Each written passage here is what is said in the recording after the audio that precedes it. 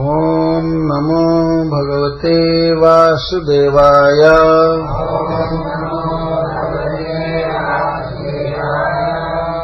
आत्ममोहो नृणामेष कल्प्यते देवमायया। सुहृद्दुर्हृद उदासीना इति देहात्ममानिनाम्। एक एव परो ह्यात्मा सर्वेषामपि देहिनाम्। नानेव गृह्यते मूढैः यथा ज्योतिर्यथा नभः। देह आद्यन्तवानेश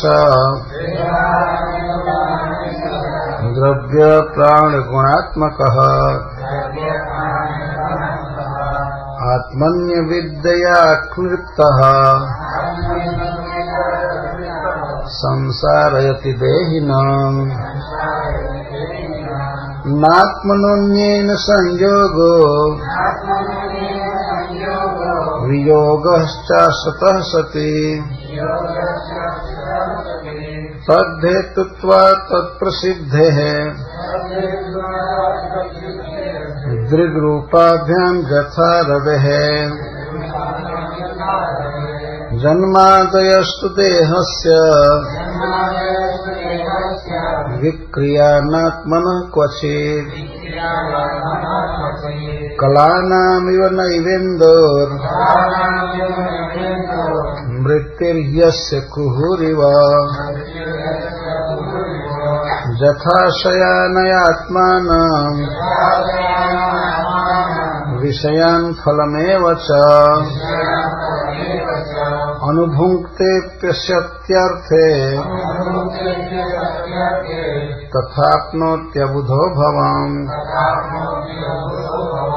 तस्मादज्ञानिकं शोकम् आत्मशोषविमोहनम् तत्त्वज्ञानेन निर्हृत्य स्वस्था भव शुचिस्मिते।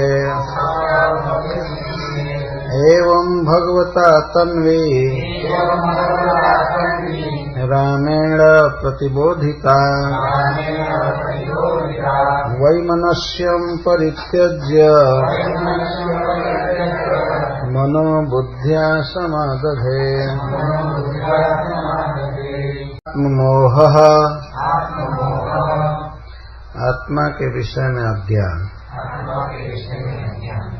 मनोभ्रम, नृणाम मनुष्यों का, ऐसा यह कल्प्यते संभव होता है।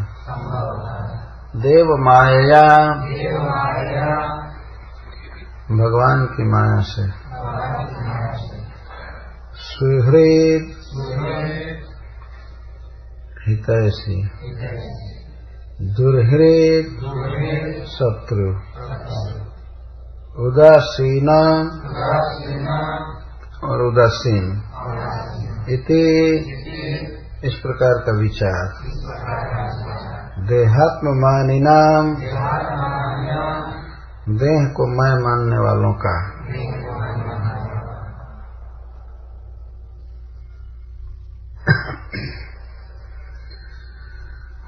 तो इसके पहले कथा में इस बात का निरूपण किया गया था,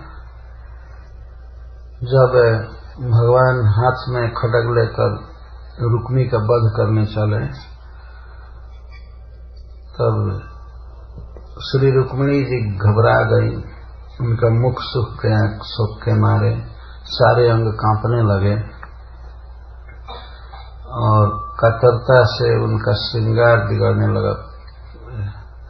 फूल की माला और भी हार भी विस्वस्त होने लगे। उन्होंने अपने प्रियतम भगवान के चरणों को पकड़ लिया और प्रार्थना करने लगी, रोने लगी कि हमारे भाई को छोड़ दीजिए। परंतु भगवान ने रुक्मी का वध तो नहीं किया, परंतु उसे विरूप किया, उसके केस काटकर। इस बात से भी रुक्मिणी जी बहुत दुखी हुई थी।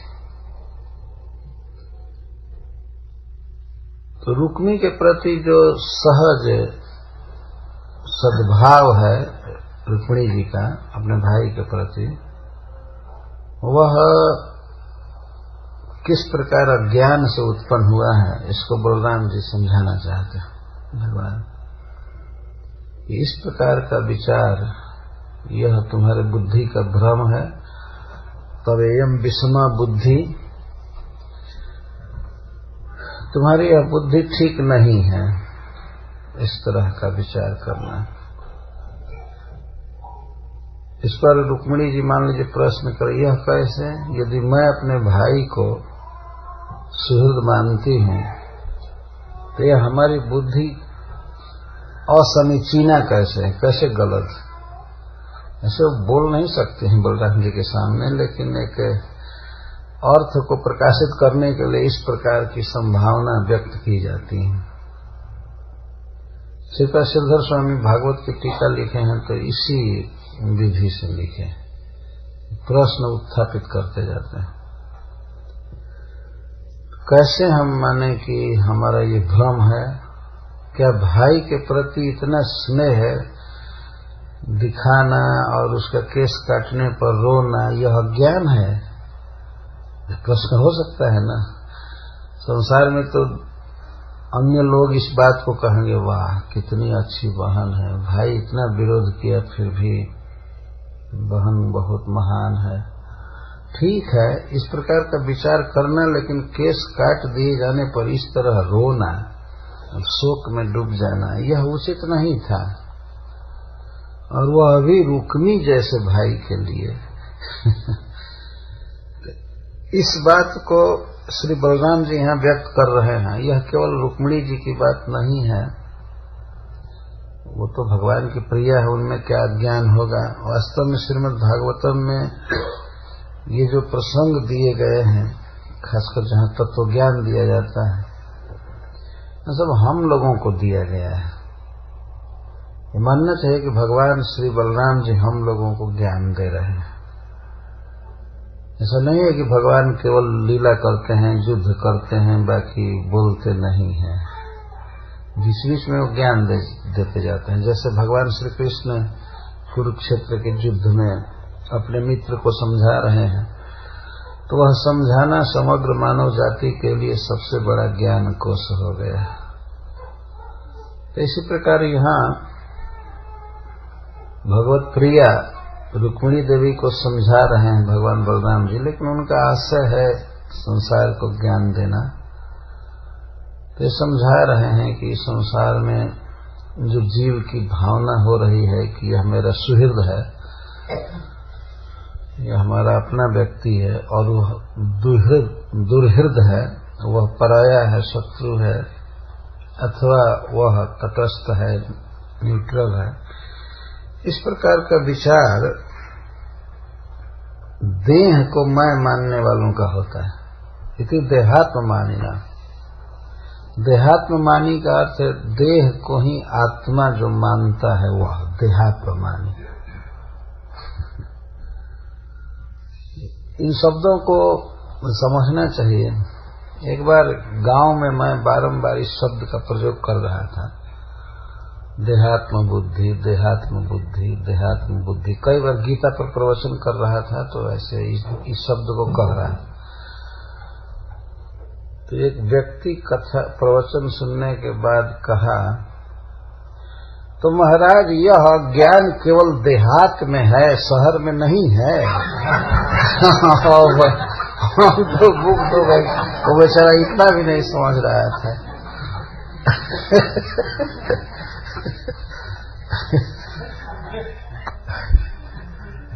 क्या शहर में ऐसे अज्ञानी लोग नहीं हैं? आप कह रहे हैं देहात में ये बुद्धि है, देहात में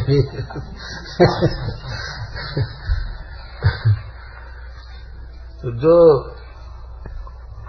फिलोसफिकल शब्द हैं, टर्म है शास्त्रों में, बहुत बड़ी बात को छोटे से कोड में कह देते हैं। देहात्म बुद्धि, देह में आत्मभाव, मैं यह देह हूँ, देह से मैं पृथक हूँ और देह के धर्मों से बिल्कुल मैं अलग हूँ। इस बात की जानकारी बहुत कम लोगों को इस संसार में है। देह जन्म लेता है, आत्मा जन्म नहीं लेता है। भगवान गीता में यहीं से प्रारंभ करते हैं ज्ञान। न जायते मृते वा कदाचित् नायं भूत्वा भविता वा न भूयः अजो नित्यः शाश्वतोऽयं पुराणो न हन्यते हन्यमाने शरीरे। यह आत्मा नित्य है। नित्य काल से बहुत पहले से ही है, अनादिकाल से अनंत काल तक रहेगा। शरीर पहले नहीं था और नहीं रहेगा बाद में। शरीर सब समय नहीं था। यह तो देखा जाता है, बच्चे जन्म लेते हैं तो कितना छोटा छोटा होते हैं और यह भी पता चलता है कि कब से उनका शरीर बनना गर्भ में प्रारंभ हो रहा है। डॉक्टरों को तो विशेष रूप से पता होगा कितना छोटा शरीर बनना चालू होता है, धीरे धीरे कितने महीने लग जाते हैं। परंतु आत्मा इस तरह से बनता नहीं है, वह है। न जायते शरीरम तो जायते, शरीर तो जन्म लेता है परंतु आत्मा जन्म नहीं लेता है, वो पहले से ही रहता है। ठीक है, न जायते परंतु मृत्यते किम, क्या मरता है? भगवान कहते न जायते मृत्यते कदाचित, कभी भी ये जन्म नहीं लिया है और न कभी मर सकता है। और शरीर निश्चित जन्म लिया है और मरना निश्चित है। जब तक से ही ध्रुवम जन्म में तस्य, शरीर तो जाएगा। न जायते मृत्यते वा कदाचित् नायं भूत्वा भविता वा न भूय। नायं भूत्वा, यह कभी हुआ नहीं है। मनुष्य सोचेगा कि आखिर कभी तो आत्मा का जन्म हुआ होगा। भगवान कहते नहीं, ऐसा कभी भी समय नहीं था जब ये हुआ, और न तो आगे होगा और न तो इसमें भूया हो रहा है।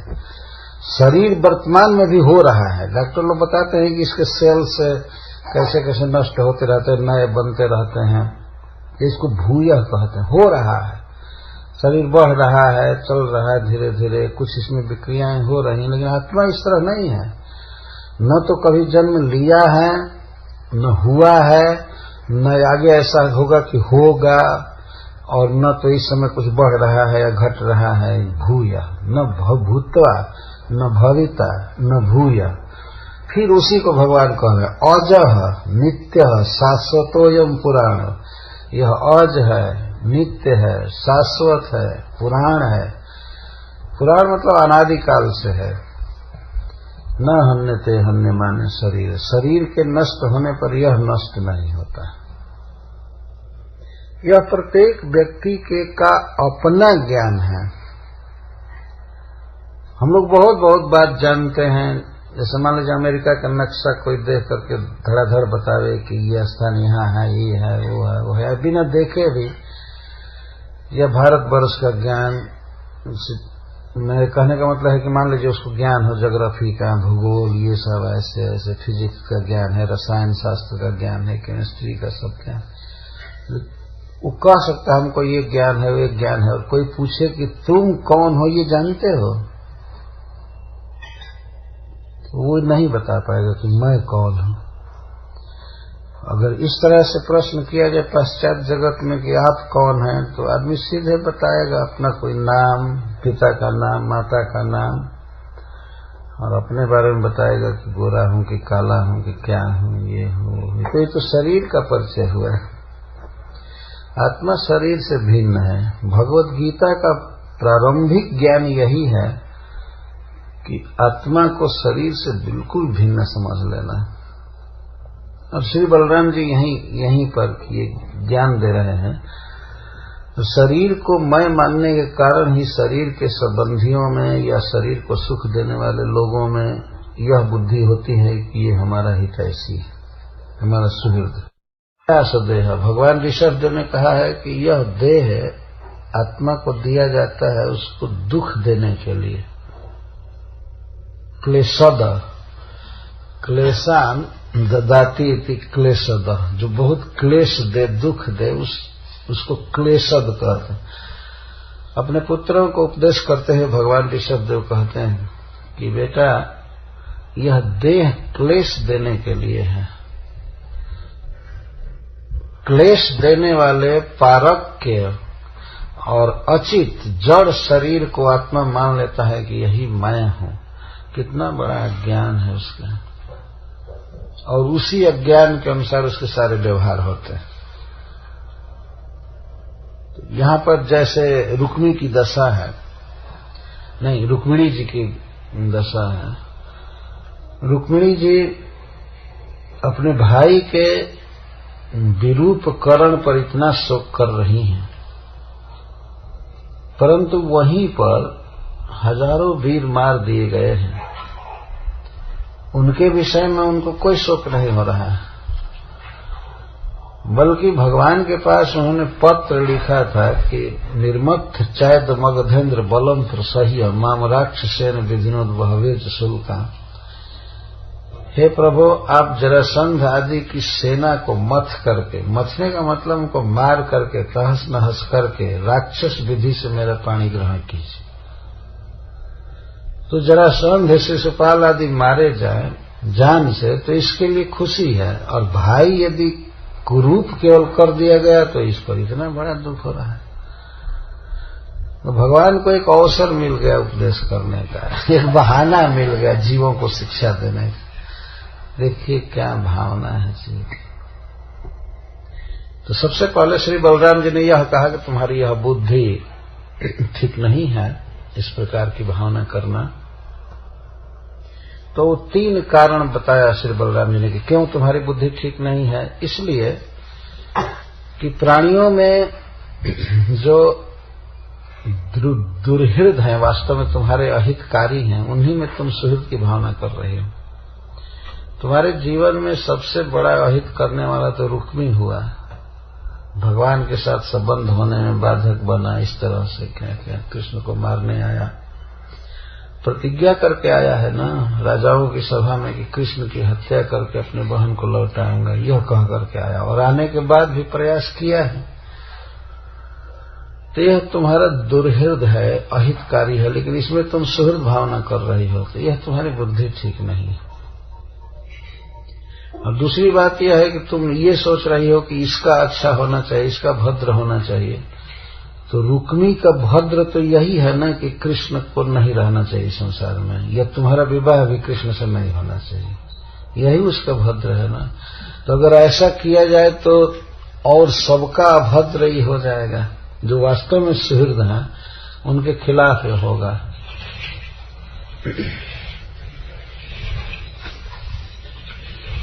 तो रुक्मी को यदि दंड नहीं दिया जा रहा है तो यह सारे सुहृदों को दुख का कारण होगा। इसका मतलब उनको दंड दिया गया। अच्छा, दूसरी बात यह है कि एक ही स्थान में तुम शिशुपाल आदि के प्रति ये भावना कर रही हो कि ये लोग मारे जाएं, और उन्हीं के ग्रुप का है, बल्कि लीडर है, और उसको ये कह रही हो कि इसको क्रूप नहीं करना चाहिए, ये गलत है। तो और लोग मारे जाएं, इसको श्री बलराम जी कह रहे हैं ये विषमा बुद्धि, तुम्हारी विषम बुद्धि है। और इसी का समर्थन में कर रहे हैं कि यह जो बुद्धि है, ये दुर्हृद या सुहृद या उदासीन, इस संसार में सब भौतिक देह के ऊपर चलता है। वास्तव में आत्मा का हितैषी कोई और होता है, या आत्मा का विरोधी कोई और होता है। तो जैसा मैं कल व्याख्या में कुछ कहा था कि श्री कृष्ण के विषय में कोई बताता है और श्री कृष्ण से यानी हाउ जोड़ता है व्यक्ति, तो यही है आत्मा का हित। अन्यथा जीव को उसके स्वरूप में करने के अतिरिक्त और जो भी सहायता है वह सब बेकार है। जैसे भागवत में उदाहरण दिया गया है, हरि भी साक्षात भगवान शरीरिणाम आत्मा झसाड़ामेव तोयमीक्षितम हित्वा महांस्तम यदि सज्जते गृहे तदा महत्वम वैसा दंपति नाम। प्रहलाद महाराज कहते हैं भगवान नरसिंहदेव से कि हे प्रभु, जीवों के लिए आप वैसे आवश्यक हैं जैसे मछलियों के लिए जल आवश्यक है। जल से बाहर करके मछली को किसी भी उपाय से सुखी नहीं किया जा सकता। ये स्वरूप है मछली का कि जल में सुखी रहेगी, यही उसका स्वरूप है। परंतु उसको जल में न रख करके, उसके स्वरूप को न पहचान करके कोई व्यक्ति बहुत सौहार्द भाव से मछली को सुखी करने का दूसरा प्रयास करे तो सारे प्रयास विफल होंगे, मछली सुखी नहीं होगी। जैसे मान लीजिए मछली को कोई यह कहे कि इसको बासमती का राइस खिलाओ खूब अच्छा कुकिंग करके, अथवा सब प्रकार की मिठाइयां खिलाओ, खीर पिलाओ, और अथवा इसे झूला झूलाओ, झूला झूले कुछ हवा लगेगा तो ठीक हो जाएगी। वो तो जैसे हवा लगेगी और बिगड़ती जाएगी। और दूसरा सुहृद आता है, कहता है नहीं इसको बैवान पर घुमा दो, कुछ बैवान पर घुमाओ। चाहे तीसरा सुहृद आता है, चौथा, वो कहता है नहीं नहीं सुंदर गीत सुनाओ, वीणा बजाकर सारंगी बजा करके खूब गाओ, इससे सुखी हो जाएगी। दूसरा कोई कहे नहीं मसाज करो, विविध तेल ला करके और इसके शरीर में लपेटो, यह करो वह करो। कोई कहेगा नहीं नहीं रेशमी कपड़ा सिला दो, जाड़ा लग रहा है, ढक दो, स्वेटर पहना दो, जूता पहना दो। किसी भी हालत में मछली की हालत बिगड़ती जाएगी। तो इस तरह वास्तव में हम लोग कृष्ण के अंश हैं, हम लोग भी स्पिरिट हैं, स्पिरिचुअल हैं। तो बिना कृष्ण के संपर्क के हम सुखी हो ही नहीं सकते किसी भी उपाय से। और कुछ भी दे दिया जाए, स्वर्ग दिया जाए या इस पृथ्वी का भोग, कुछ भी, लेकिन जीव की हालत बिगड़ती जाएगी और बिगड़ती जा रही है। जीव यही समझते हैं कि इसको ये देना है सुखी हो जाएगा, ये हो जाएगा। नहीं नहीं। तो हरि ही साक्षात भगवान शरीर नाम आत्मा झसाणम इव तोयम इप्सिकम। जैसे झखों के लिए, मछलियों के लिए तोयम इप्सिकम जल आवश्यक है, उस तरह से हरि आवश्यक है, श्री कृष्ण आवश्यक है जीव के लिए। तो इस तरह से मान लीजिए कोई सुहृद है और किसी जीव का वास्तव में हित करना चाहता है, परंतु जीव के स्वरूप का उसे ज्ञान ही नहीं कि है कौन। जैसे मछली का हित ऐसी है, लेकिन उसको ये पता न हो कि मछली जल में सुखी रहती है, वो तो कहेगा कि इसको दूध में डाल दो। मछली को सौहार्द भाव से कहेगा कि जल में मत डालो, जल में क्या डालना है, खूब अच्छा दूध में डाल दो, दही में डाल दो, तो मर जाएगा, मछली मर जाएगी इस तरह से। तो जो भी यहाँ पर व्यवहार है अज्ञान में है। और एक और उदाहरण दिया जाता है सपना का। सपना में मान लीजिए कोई हितैषी किसी की सहायता कर रहा है, या कोई शत्रु उसको मार रहा है, उसका धन छीन रहा है, दोनों मिथ्या है। आगे श्री बलराम जी बताएंगे। कोई कुछ नहीं हेल्प कर रहा है और कोई कुछ नहीं बिगाड़ रहा है। इसलिए वो कहते हैं कि सुहृद दुर्हृद उदासीन इति देहात्मानी नाम विचार, कि यह हमारा सुहृद है और यह हमारा दुर्हृद है, इस प्रकार, और यह उदासीन है, इस प्रकार की भावना करना यह देह को मैं मानने वाले बहुत बड़े अज्ञानियों का विचार है। कौन किसका सुहृद है और कौन किसका दुर्हृद है, क्या हित करेगा इसमें, वो क्या भौतिक हित करेगा। संसार चक्र में जीव पड़ा हुआ है, जन्म मरण में, कर्म बंधन में है। यहाँ पर किसी को कुछ देना, कुछ सहायता करना, क्या उसका हित है। और कोई किसी का कुछ छीन लिया तो क्या अहित किया, जाल ही तो छीना। ये सब जितने हैं, धन घर शरीर आदि भी, ये सब आत्मा के लिए बंधन है। और कोई व्यक्ति इनको छीन लेता है तो वह अहित किया, ऐसा नहीं कहा जा सकता। और कोई इस जाल को बढ़ा दिया और टाइट कर दिया तो कहा जाए कि सुहृद है, ऐसा नहीं कहा जा सकता है। या कोई उदासीन, तो इति देहात्मानी नाम, देह को ही आत्मा मानने वालों का विचार। तो यह आत्मा एक ही है, एक का यहाँ अर्थ है एक समान रहने वाला, और परह का अर्थ है शुद्ध। यहाँ परह का अर्थ है, परह का डायरेक्ट ये अर्थ है कि देह से भिन्न। परह, आत्मा पर है अर्थात शुद्ध है बिल्कुल। सर्वेशामपि देहिना, जितने भी देहधारी हैं 84 लाख योनियों में जितने भी देहधारी हैं, प्रत्येक देह के भीतर आत्मा वास्तव में बिल्कुल शुद्ध रूप में है और एक है। लेकिन नानेव गृह्यते मूढ़ तथा ज्योतिर्यथा नभः, लेकिन जो मूढ़ हैं, ना समझ हैं, वे आत्मा को अनेक रूप में ग्रहण करते हैं। जैसे एक शरीर में एक आत्मा है, तो वही आत्मा वृक्ष शरीर में जाता है या पशु शरीर में जाता है, अथवा मनुष्य शरीर में भी है, तो उस आत्मा को कोई मानता है कि हमारा शत्रु है, कोई मानता है कि हमारा मित्र है, कोई मानता है कि उदासीन है। आत्मा जैसा है वैसा है, शरीर से बिल्कुल भिन्न है, परंतु एक जीव के प्रति लोगों की भिन्न भिन्न भावना होती है। इसलिए श्री बलराम जी कहते हैं मूढ़, जो नहीं जानते हैं आत्मा के स्वरूप को, वे आत्मा को बहुत प्रकार से वर्णन करते हैं, शरीर के अनुसार वर्णन करते हैं। जैसे शरीर काला है तो वो समझते हैं कि वो काला व्यक्ति है, आत्मा भी काला है। तथा कथित ज्ञानियों के समाज में इस बात की चर्चा होती है। जब जडभरत जी पालकी ढो रहे थे राजा रहुगण की, तो राजा रहुगण एक तर्क में कह रहे हैं कि हम तो ऐसा समझते थे कि शरीर के अनुसार आत्मा है, यदि राजा का शरीर है तो आत्मा भी राजा ही है, कंगाल का शरीर है तो आत्मा कंगाल है।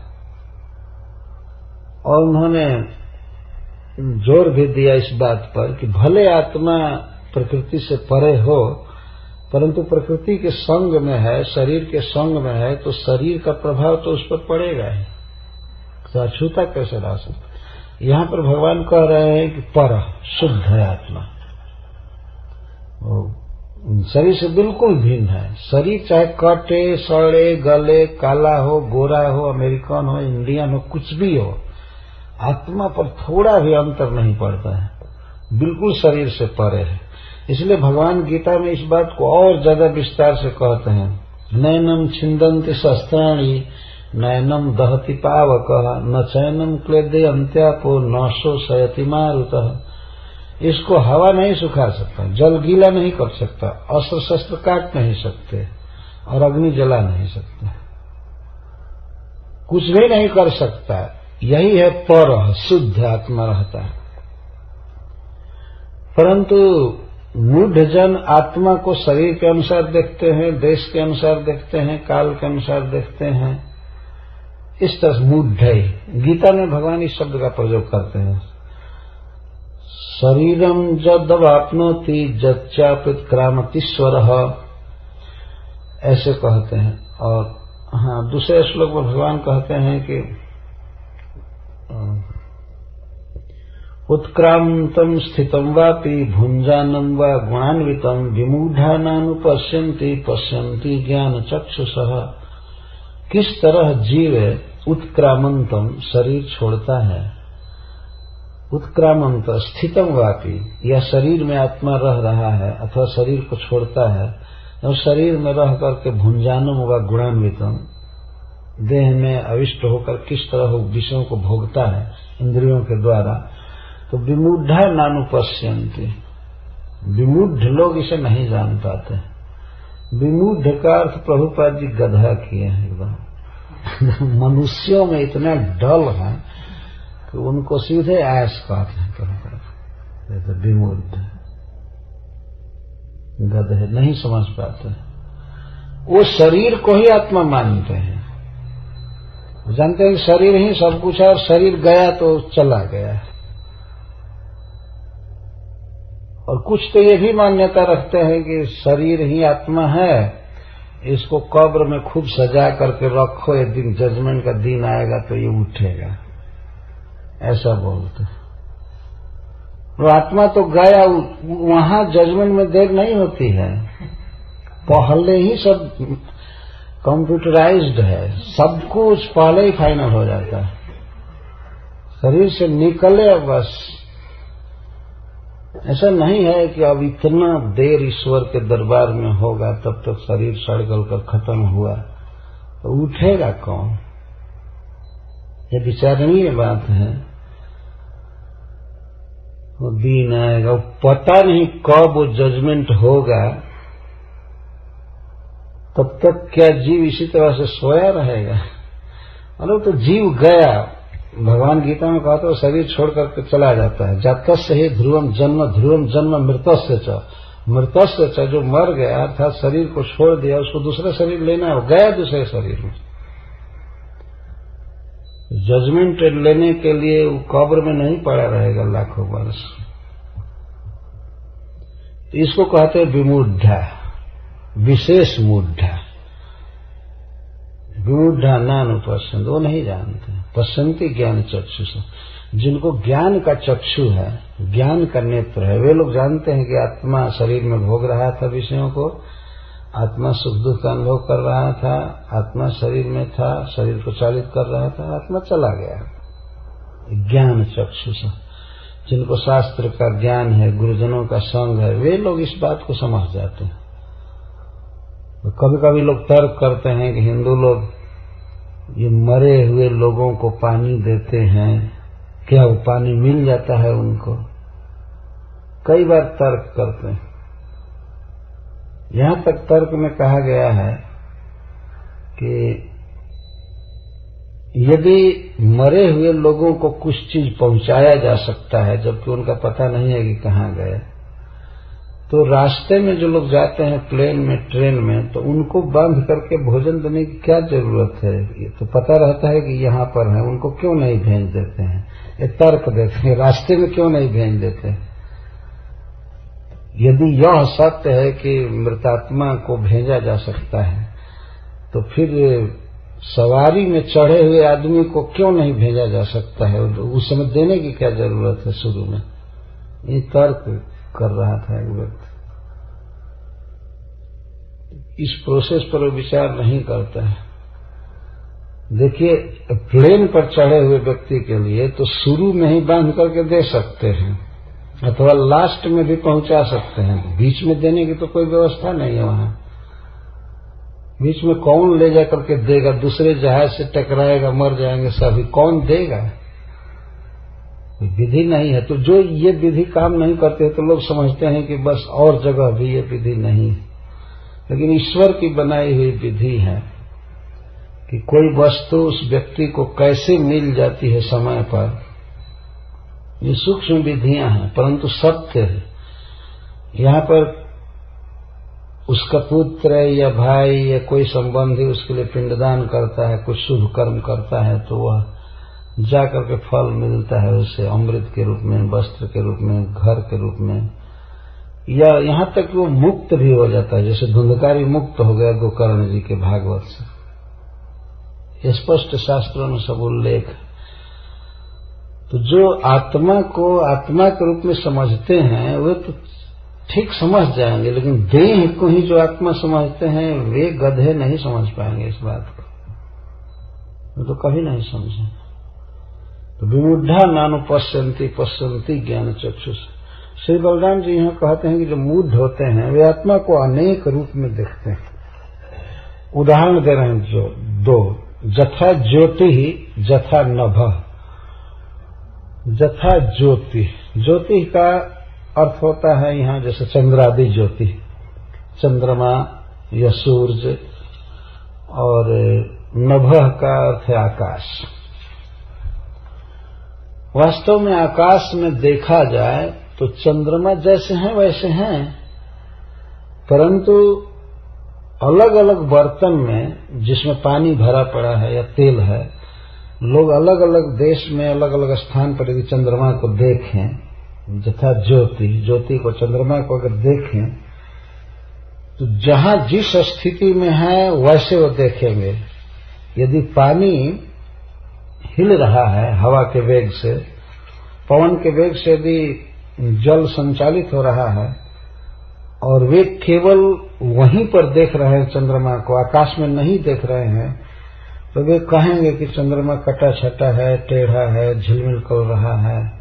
उनको चंद्रमा गोलाकार दिखाई नहीं दे सकता है। पूर्णिमा का चंद्रमा, यहाँ ये तात्पर्य है कि पूर्णिमा का दिन है, चंद्रमा आकाश में उगा हुआ है, परंतु अलग अलग स्थान में लोग देख रहे हैं, उपाधि से ग्रस्त चंद्रमा को देख रहे हैं। उपाधि का अर्थ ये है, उपाधि का अर्थ है जल में प्रतिबिंबित चंद्रमा। तो जल में चंद्रमा प्रतिबिंबित हो रहा है तो जल के जो धर्म है, कंपन आदि, वो चंद्रमा में दिखाई पड़ेंगे। जबकि चंद्रमा जल से बिल्कुल अछूता है, वो लाखों करोड़ों योजन दूर है, परंतु उसको जल के भीतर व्यक्ति देखेगा तब तो लगेगा कि चंद्रमा कटा छटा टेढ़ा है, ऐसा है वैसा है। इसी तरह जो व्यक्ति शरीर की उपाधि से बांध करके जीव को देखता है तो वह तो देखेगा, अनेक प्रकार से जीव को देखेगा। वो काला है, गोरा है, वो पशु हो गया, वो चींटी हो गया, वो पक्षी हो गया, वो ये हो गया, हमारा सुहृद हो गया, हमारा दुहृद हो गया। लेकिन वास्तव में आत्मा की सहज जो स्थिति है उसमें देखे तो उसी चंद्रमा की तरह दिखाई पड़ेगा जो बिल्कुल अचल है, स्थिर है, उसमें कोई झलमलाहट नहीं है, टेढ़ापन नहीं है, कटा छटा नहीं है, इस तरह से देखेगा। तो यथा ज्योति, जैसे ज्योति को उदकादिशु श्री प्रसिद्ध स्वामी जी कहते हैं, यदि चंद्र के प्रतिबिंब को या सूर्य के प्रतिबिंब को जल आदि में देखेगा तो वो व्यक्ति नहीं समझ पाएगा। तो दोनों तरह से अज्ञान छा जाता है। तो श्रीमद् भागवतम में वसुदेव जी उदाहरण दिए हैं, कंस को समझा रहे हैं। तो वे कहते हैं कि किस प्रकार व्यक्ति शरीर को आत्मा और आत्मा को शरीर मान लेता है, ये भ्रम हो जाता है। तो वो भी यहीं पर ऐसा ही उदाहरण दिए हैं। ज्योतिर्जथैवो दक् पार्थिवे स्वदः समीर वेगानुगतम विभाव्यते। जैसे किसी बर्तन में हम जल लें रात्रि के समय और बाहर हो और चंद्रमा उगा हो, तो जल में हम देखते हैं कि चंद्रमा दिखाई पड़ रहा है, लेकिन चंद्रमा जल के गुण से अविष्ट दिखाई देगा। जल पर हवा चल रहा है और हवा के वेग से जल हिल रहा है, तो जल के हिलने से चंद्रमा का जो प्रतिबिंब है वो बहुत कंपनशील दिखाई देगा। कई टुकड़ों में चंद्रमा दिखाई देगा, कभी लंबा दिखाई देगा, कभी झिलमिल ऐसे स्थिर नहीं दिखाई देगा। और इसके साथ ही साथ एक और बात हम लोग देखते हैं कि जल चमकता हुआ दिखाई देता है।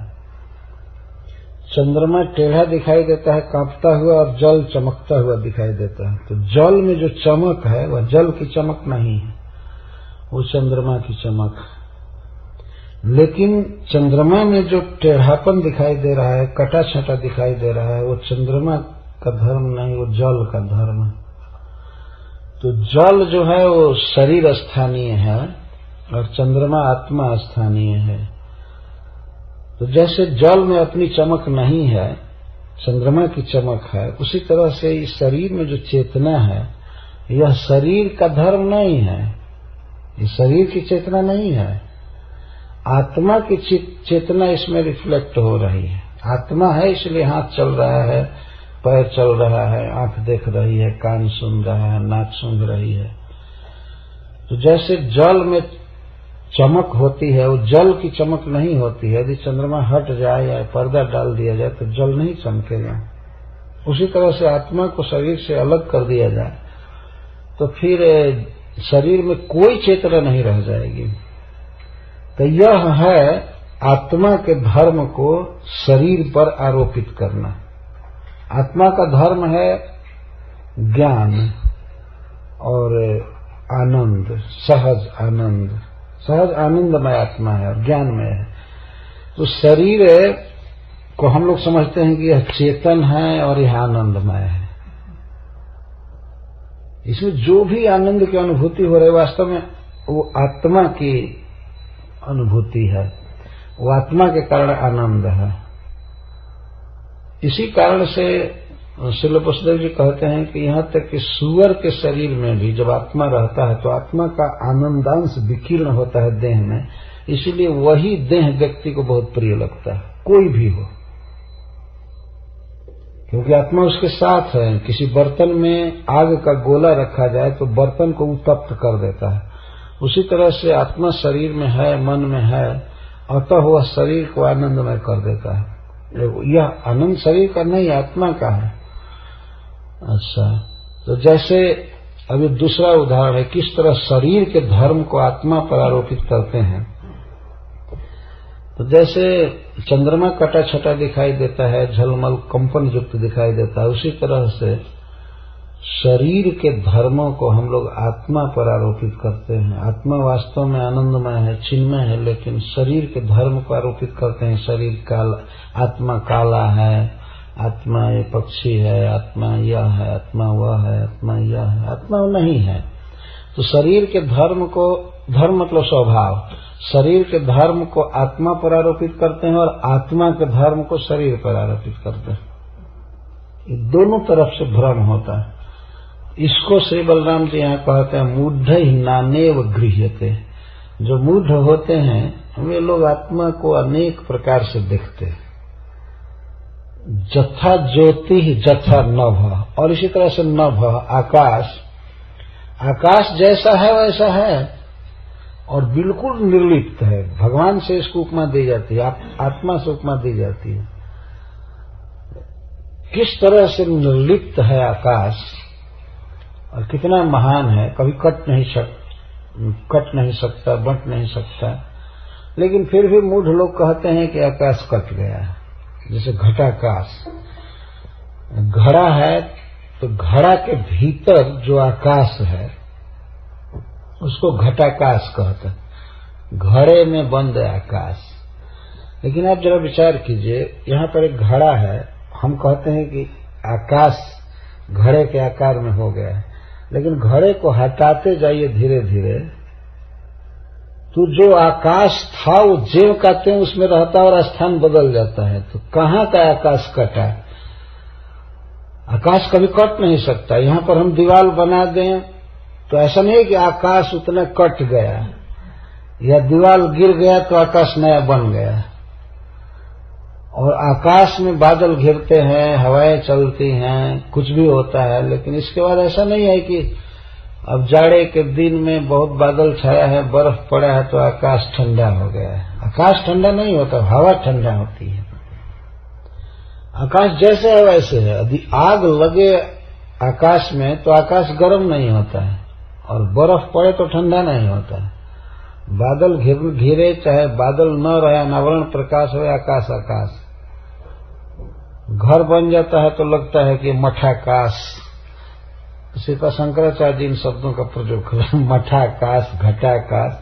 मठ के अंदर आकाश बंद हो गया, जैसे इस रूम में आकाश है चौकोर, लेकिन यह रूम न भी रहे तभी आकाश यहाँ का ज्यों के त्यों रहेगा। तो जैसे मूढ़ लोग आकाश, एक ही आकाश को अनेक रूप में देखते हैं और चंद्रमा आदि के ज्योति को जल आदि में अनेक प्रकार से देखते हैं, वैसे ही आत्मा वास्तव में एक है, लेकिन लोग उपाधि से युक्त आत्मा को अनेक प्रकार से देखा करते हैं। शरीर से बाध करके इसको देखना चाहिए। एक व्यक्ति ने बहुत अच्छा शब्द एक बार कहा था, हमको याद नहीं आ रहा है कहाँ पर। वो कह रहा था कि स्वामी जी, जीते तो सब हैं, लेकिन शरीर से थोड़ा अलग होकर जीना सीखना चाहिए। शरीर से अलग होकर के जीना सीखना चाहिए। कैसे अलग रह करके सीखना? अलग रहने का मतलब है कि विचार से, ज्ञान से अपने को शरीर से भिन्न समझे। तो आत्मा वास्तव में शरीर से भिन्न है और शुद्ध है, सर्वेशमपि देहिना, भले वो सुअर के देह में है अथवा देवता के देह में है, इससे आत्मा में कोई अंतर नहीं हो सकता है। सर्वेशमपि देहिना, आत्मा शुद्ध है, लेकिन मूढ़ लोग उसे भिन्न भिन्न प्रकार से देखते हैं। तो इसमें आत्मा का ज्ञान दिया भगवान श्री बलराम जी ने। लेकिन प्रश्न ये हो सकता है, श्रीधर स्वामी जी लिखते हैं, कुतस्तर ही न चंद्रादिवत आत्मानम एकम शुद्धम प्रतिमा। ठीक है, आप कहते हैं कि चंद्रादि की तरह, ज्योति की तरह और आकाश की तरह आत्मा है, लेकिन जल आदि में या घट आदि में मूढ़ लोग उसे अनेक प्रकार से देखा करते हैं। परंतु हम लोग तो साफ देखते हैं कि चंद्रमा आकाश में है, और आकाश को भी हम लोग देखते हैं कि यह निर्लिप्त है। तो आत्मा की प्रतीति अनुभूति क्यों नहीं हो पाती है इस प्रकार से? यह आत्मा बिल्कुल भिन्न है शरीर से। तो श्री बलराम जी कहते हैं कि देह आद्यंतवानिश द्रव्य प्राण गुणात्मक आत्मन्य विद्या क्लिप्त संसारयति देहिनम। देह और देहिनम, इस श्लोक में दो शब्द का प्रयोग किया गया है। देह का अर्थ तो स्पष्ट है, ये देह दो प्रकार का देह होता है, सूक्ष्म देह और स्थूल देह। तो सूक्ष्म देह के लिए ही वर्णन किया जा रहा है और स्थूल के लिए भी। तो देह क्या है? ऐसा देह, यह देह आद्यंतवान, आदिवान अंतवान, आद्यंतवान, इसका प्रारंभ होता है और इसका अंत होता है। अंतवान है और आदिवान है, युक्त है, लगा हुआ है। शुरुआत होती है इसकी और इसका नाश होता है। क्योंकि आत्मा इससे बिल्कुल भिन्न है, आत्मा की कोई शुरुआत नहीं और कोई अंत नहीं है। लेकिन ये सब देह, यह देह आद्यंतवान, वान दोनों जगह जोड़ना पड़ेगा, आदिवान और अंतवान। आदि से युक्त है, अंत से युक्त है। और है क्या? देह का वर्णन किया जा रहा है कि देह का प्रारंभ होता है और देह का अंत होता है। बीच में इसमें मैटेरियल क्या लगा है इस देह में? द्रव्य प्राण गुणात्मक। आत्मक का अर्थ होता है मात्रा। देह किस चीज से बना है? और तीन चीज से, अधिभूत और अध्यात्म और अधिदैव इसको कहते हैं। इस शरीर में कुछ द्रव्य है, द्रव्य 5 हैं, भूमि रापो जलम, पृथ्वी जल अग्नि वायु और आकाश, इनको द्रव्य कहा गया है। सभी प्राणियों के देह में ये 5 चीजें हैं। केवल 5 चीज रहेंगी इसी से देह कह देंगे, ऐसी बात नहीं है। इसी के कारण ये देह नहीं है। जैसे मान लीजिए किसी बस में लोहा लगा है, रबड़ लगा है, शीशा लगा है, तो ये सारे सामान एक जगह ला करके रख दिए जाए तो इससे तो कोई ये नहीं कहेगा कि ये बस है या एक कार है। सामान रख देने से ही नहीं होगा। तो इस शरीर में केवल अगर यह कहा जाए कि 5 तत्वों से बना हुआ है, 5 तत्व इसमें होते, इसी से शरीर नहीं हो जाता है। और क्या चाहिए? प्राण। प्राण का अर्थ है इंद्रियां। इसमें इंद्रिय चाहिए। इंद्रियां रहेंगी तभी इसको देह कहा जाएगा, ऐसे नहीं कहा जाएगा। तो कहीं माटी और कहीं जल ला करके अलग अलग रख दिया जाए, चाहे एक में ही रख दिया जाए, सान दिया जाए। माटी के साथ पानी साना जाता है और आग में पका दिया जाता है, हवा में सुखा दिया जाता है, आकाश में खड़ा कर दिया जाता है, तो इससे वो देह नहीं हो जाएगा। उसमें इंद्रियां चाहिए। अच्छा, इंद्रियों के अतिरिक्त और भी चीज उसमें लगा है, गुण। यहाँ गुण शब्द का अर्थ है इंद्रियों पर अधिष्ठित देवता। जो इंद्रियों को चालित करते हैं, इनको अधिदैव कहते हैं, और इंद्रियों को, मन को अध्यात्म कहते हैं, और पंच तत्वों को द्रव्य कहा जाता है। तो भगवान कह रहे हैं कि द्रव्य प्राण गुणात्मक है, यह शरीर पंच तत्वों से बना हुआ है और इसके साथ इसमें इंद्रियां हैं और इंद्रियों के नियामक देवता है। इतना जब कंप्लीट होता है तब इसको देह कहा जाता है। देह आद्यंतवान ऐसा प्राण, द्रव्य प्राण गुणात्मक इस तरह से है। लेकिन भूल क्या हुई है जीव में कि आत्मनि अविद्या क्लिप्त, आत्मा के स्थान में इसी देह को मान लेते हैं मूर्ख लोग। देह अलग वस्तु है, देही अलग है। देह वाला देह से भिन्न है, देह वाले को देही कहते हैं। जिसके पास धन है तो उसको धनी कहते हैं, जिसके पास देह है उसको देही कहते हैं। जैसे धन से धन वाला अलग है, उस तरह से देह से देही अलग है। परंतु देही इतना बेवकूफ हो जाता है, इतना उसकी बुद्धि समाप्त हो जाती है कि वह आत्मा के स्थान में इस देह को मानता है। आत्मनि अविद्या क्लिप्त, आत्मा के अपने स्वरूप में इस देह का ही वह अध्यास करता है कि मैं देह हूं, देह हूं। और इसी भावना के कारण यह जो देह है, सूक्ष्म देह, वह देहिनम संसारयति, देही को, आत्मा को संसारयति। संसारयति का अर्थ है कि संसार में चलाता रहता है। जन्म मरण भूख प्यास ये सब सहना पड़ता है देही को, इसके कारण होता है। देह देही को संसारयति, इसे बहुत सुंदर शब्द का प्रयोग कर रहे हैं भगवान।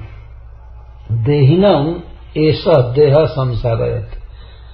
अब बताइए, चिन्मय वस्तु को, जीव को जड़ शरीर लताड़ रहा है संसारयति।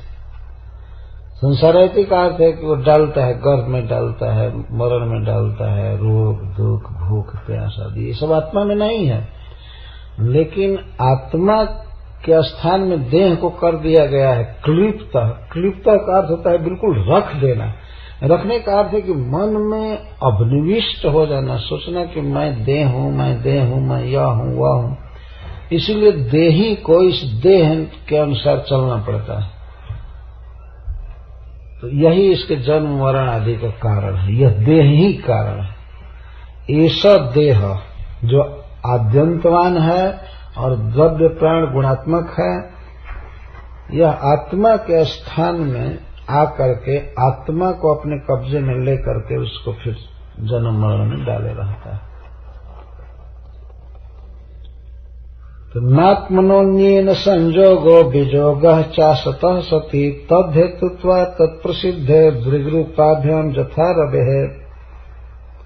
तब यह प्रश्न होता है कि जब देह के साथ इस तरह से संबंध है और संसार भी है, जैसा भगवान ने कहा कि आत्मा के स्थान में ये देह कब्जा कर लिया है, हो गया है। देह बेचारा क्या कब्जा किया है, वो आत्मा ही अज्ञान से मान लिया है कि मैं देह हूं और संसार में डाल ही दिया है। तब तो कैसे शुद्ध रहा। ननु देह संबंधेन अपि संसारे सति शुद्धत्वम गतम एवं। अब तो इसकी शुद्धता चली गई ना। जैसे बलराम जी ने कहा कि यह शुद्ध है, पर है, लेकिन रुक्मिणी जी कह सकती हैं कि जब देह के साथ संबंधित है और आत्मा को जन्म मरण में डालता रहता है, तब तो आत्मा की शुद्धि गई, अब कहाँ शुद्ध रहा। तो श्री बलराम जी कहते नहीं नहीं नहीं, आत्मा फिर भी शुद्ध रहता है, आत्मा को इस देह से कुछ भी लेना देना नहीं।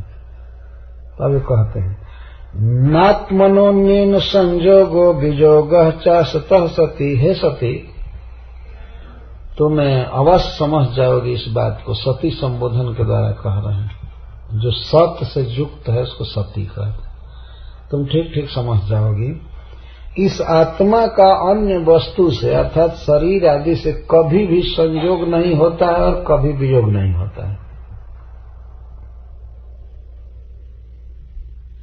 पहले तो कहे कि आत्मनि अविद्या क्षुलिप्त, अविद्या के कारण यह देह आत्मा के स्थान में रख दिया गया है। अब भगवान कह रहे हैं कि देह के साथ, अन्य के साथ, यहाँ अन्य का अर्थ देह से बिल्कुल भिन्न, आत्मा से बिल्कुल भिन्न, देह के साथ आत्मा का कभी संयोग नहीं हुआ है और न हो सकता है, न वियोग हुआ है। वियोग भी नहीं है, संयोग भी नहीं है। तो संयोग नहीं है इसलिए वियोग नहीं है।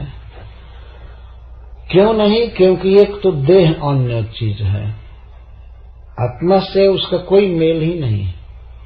वो चिन्मय वस्तु है, वो दिव्य, वो ये जड़ वस्तु है, इसलिए इसको अन्य कहा गया। जब दूसरी बात कहते असत, देह है असत है, ये है ही नहीं वास्तव में। असतः का अर्थ होता है संस्कृत में जो नहीं है उसका। तो जो नहीं है उस वस्तु से आत्मा का संबंध कैसे हो सकता है? आत्मा तो है। भगवान ने गीता में कहा ना सतो विद्यते भावो ना सतो विद्यते सतः, न भावो विद्यते सतः, उभयोरपि दृष्टान्तस्तनयोस् तत्वदर्शी भी। तत्वदर्शियों के द्वारा दोनों का रहस्य बिल्कुल जान लिया गया है। ना सतो विद्यते भावो, ना भावो विद्यते सतः। जो असत चीज है, चीज नहीं कहेंगे वास्तव में, जो असत है उसकी कभी सत्ता नहीं है। ना सतो विद्यते भाव, असतः भाव न विद्यते, भाव का अर्थ है एग्जिस्टेंस। जो असत है उसका कभी एग्जिस्टेंस नहीं है, और जो सत्य है उसका कभी भी अभाव नहीं है, वो रहेगा ही रहेगा ही। तो आत्मा एक वस्तु है, शरीर कोई वस्तु नहीं है, ये असत है। यह तो आत्मा उसके साथ हो रहा है, तो आत्मा के प्रभाव से टिकता है, नहीं तो बिखर जाता है। देखा जाता है कि आत्मा शरीर को छोड़ करके चला जाता है तो शरीर फिर उस रूप में नहीं रह जाता है, यह बिखर जाता है, नष्ट हो जाता है। यह अपने आप में सब चीज नहीं है, इसका रूपांतरण हो जाता है, विक्रियाएं होती है, अनेक प्रकार से नष्ट हो जाता है। एक आत्मा लाखों लाख शरीर ग्रहण करता है और प्रत्येक शरीर विनाशी है, आद्यंतवान है, नष्ट हो जाता है। तो दो कारण से भगवान ये कह रहे हैं कि आत्मा का कभी संयोग नहीं होता है देह से। एक तो यह अन्य है, आत्मा का जो स्वभाव है उससे बिल्कुल भिन्न है, और दूसरी बात यह है कि यह नॉन एग्जिस्टेंट वस्तु है। ये शरीर है नहीं, पहले था नहीं, बाद में रहेगा नहीं। तो यह भी एक सिद्धांत है कि जो वस्तु पहले नहीं रही है और बाद में नहीं रहती है वह इस समय भी नहीं है, ये सिद्धांत है। पहले नहीं था और बाद में नहीं रहेगा, और वर्तमान में भी है नहीं, एक भ्रम हो रहा है। और आत्मा तो पहले से ही है। अजः शाश्वतोयम पुराणो, यह अज है, शाश्वत है, नित्य है। तो यह कैसे माना जाएगा? आत्मा को कहा जाता है कि वह अनेक शरीर धारण करता है, शरीर में बुढ़ापा का दुख भोगता है, ये भोगता है। लेकिन भगवान यहाँ पर कह रहे हैं कि आत्मा का शरीर से कभी संयोग नहीं हुआ है, न वियोग होगा। तो ठीक है, एक बात तो समझ में आ जाती है कि संयोग नहीं है। तो संयोग नहीं है तो इसका अर्थ वियोग है, लेकिन वे कह रहे हैं न वियोग, वियोग भी नहीं है। आत्मा का देह से वियोग नहीं है। यह बात बहुत कम समझ में आ रही है। तो इसका वो समाधान ये किया जाता है कि यदि आत्मा के साथ कभी संयोग रहा होता, देह के साथ आत्मा का संयोग कभी रहा होता, तब कहा जाएगा ना कि वियोग होता है। लेकिन संयोग ही नहीं रहा, इसलिए वियोग नहीं है। अथवा कभी भी वियोग नहीं रहा है इसलिए सदा संयोग है, ऐसे इसको कह सकते हैं, लेकिन यह गलत हो जाएगा। कभी भी आत्मा का इस शरीर से कोई संपर्क नहीं हुआ है और कभी यह दूर भी नहीं हुआ है आत्मा से। इसका मतलब यह है तद हेतुत्वा तद प्रसिद्ध दृढ़ रूपाभ्याम जथा रवे। उदाहरण द्वारा हम लोग समझ सकते हैं।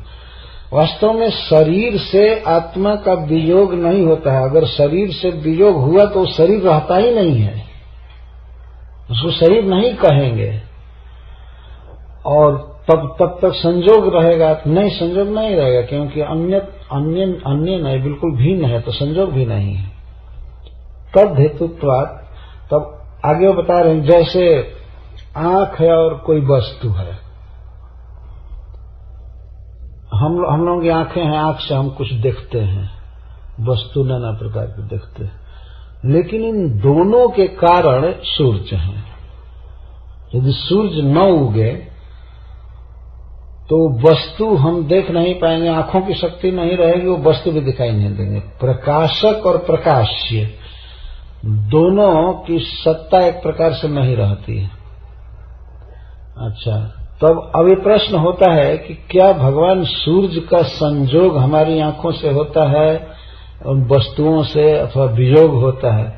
वास्तव में सूर्य उगता है, बहुत वस्तुओं को प्रकाशित करके चला जाता है, लेकिन सूर्य का संपर्क, संजोग इन वस्तुओं से नहीं होता है, न आंख से होता है। सूर्य रोज चले जाते हैं। एक प्रकार से कह सकते हैं कि सूर्य का वियोग भी नहीं है, क्योंकि आंख को डायरेक्ट प्रकाशित कर रहा है और वस्तु को भी प्रकाशित कर रहा है, तो कहा जाएगा कि इनके साथ सूर्य का संयोग है।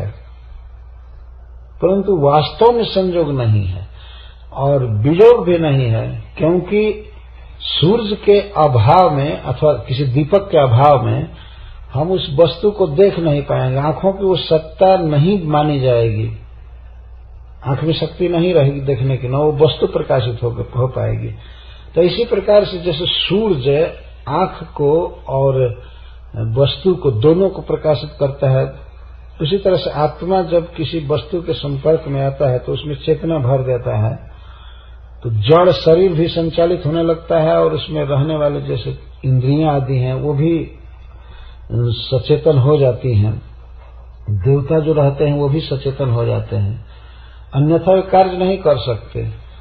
लेकिन जैसे सूर्य इन वस्तुओं को प्रकाशित करता है, आंख में देखने की शक्ति देता है, लेकिन फिर भी सूर्य निर्लिप्त है और चला जाता है, उसको इससे कोई मतलब नहीं। वैसे ही इस देह में आत्मा रहता है पर फिर भी नहीं रहता है, वो इतना निर्लिप्त है। इस शरीर में रहा, हाथ को चालित किया, पैर को चालित किया, कितना भाषण किया, बोला, लेकिन शरीर छोड़कर चला जाएगा। तो जिस समय शरीर में लगता है कि आत्मा है, वास्तव में है नहीं, शरीर से उसका कोई संपर्क नहीं है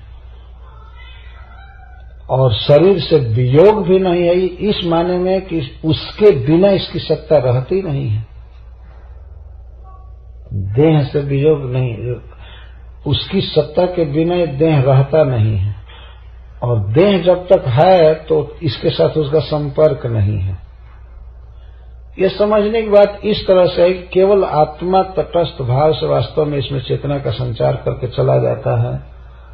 इस शरीर से वो प्रभावित नहीं होता है बहुत तरह से, जैसे सूर्य आंखों से और रूप से संसार के प्रभावित नहीं होते हैं। लाखों लाखों कोटि कोटि आंखें हैं और रूप हैं, लेकिन भगवान सूर्य आते हैं चले जाते हैं, उन पर इन सब का प्रभाव नहीं होता है, जबकि देखने की शक्ति वही देते हैं, वस्तुओं को प्रकाशित करते हैं, आंख में देखने की शक्ति देते हैं, लेकिन फिर भी चले जाते हैं। शाम को सूर्य डूबते हैं तो क्या हाहाकार करते हैं कि हाय हाय मैं इतने लोगों का उपकार किया, इतनी आंखों में शक्ति दिया देखने की इनकी वस्तुओं को, डूब ही जाते हैं। तो आत्मा चला जाता है, वो उस समय ये चिंता नहीं करता हाय हाय इस देह में रहे हैं इतना दिन, अब क्या करें, चला ही जाता है आत्मा। तो इस तरह से देह के साथ उसका कभी संयोग नहीं है, वियोग नहीं है। अच्छा, अब ये कह रहे हैं कि जन्मादेयस्तु देह से विक्रिया नात्मन क्वचित कलाना निव नैवेंद्र मृत्युर् से कुहुरिव।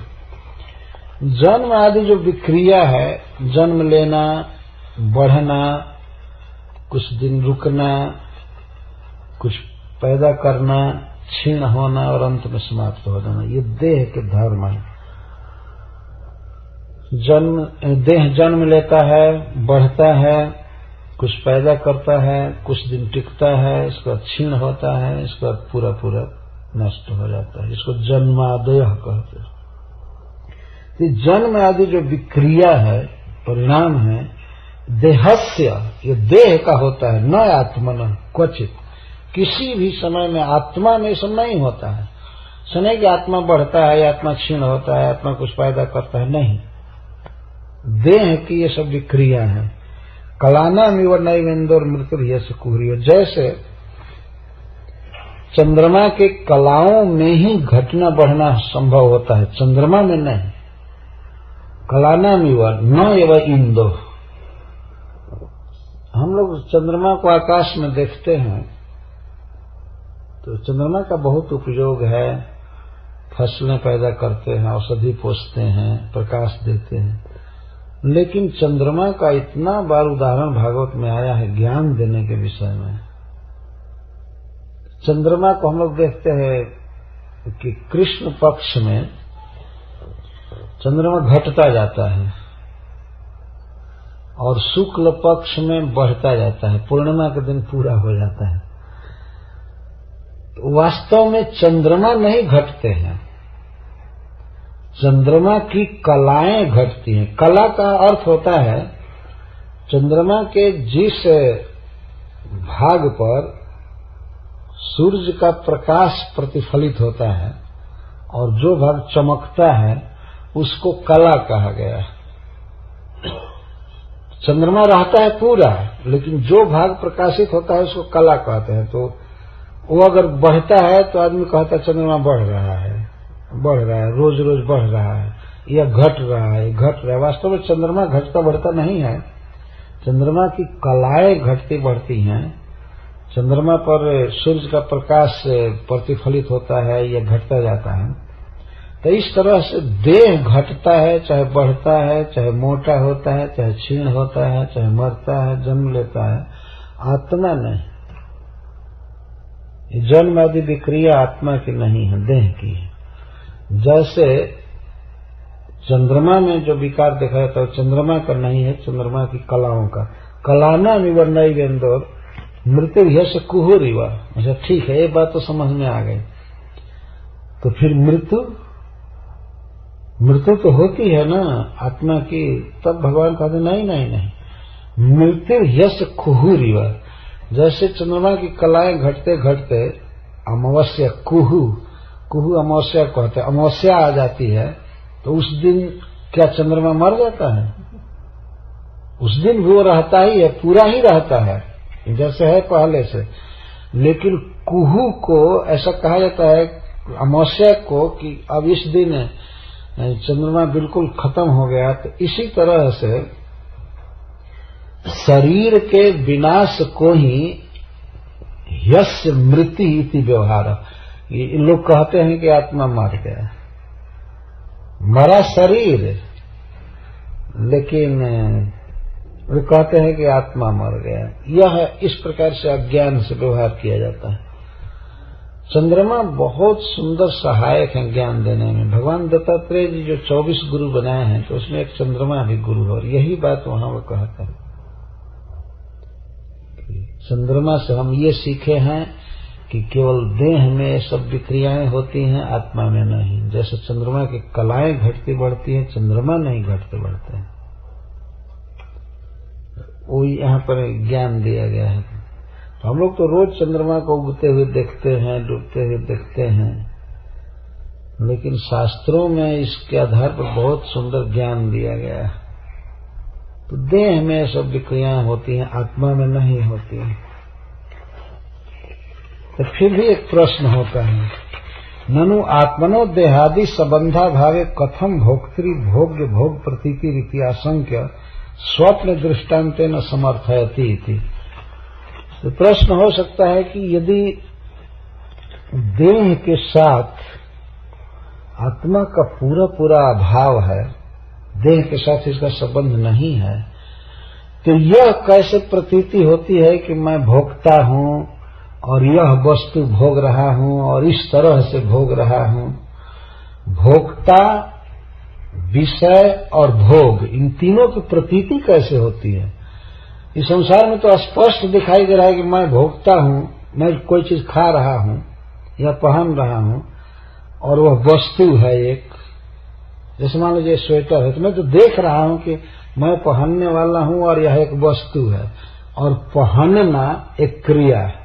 तो तीनों तो देख रहे हैं।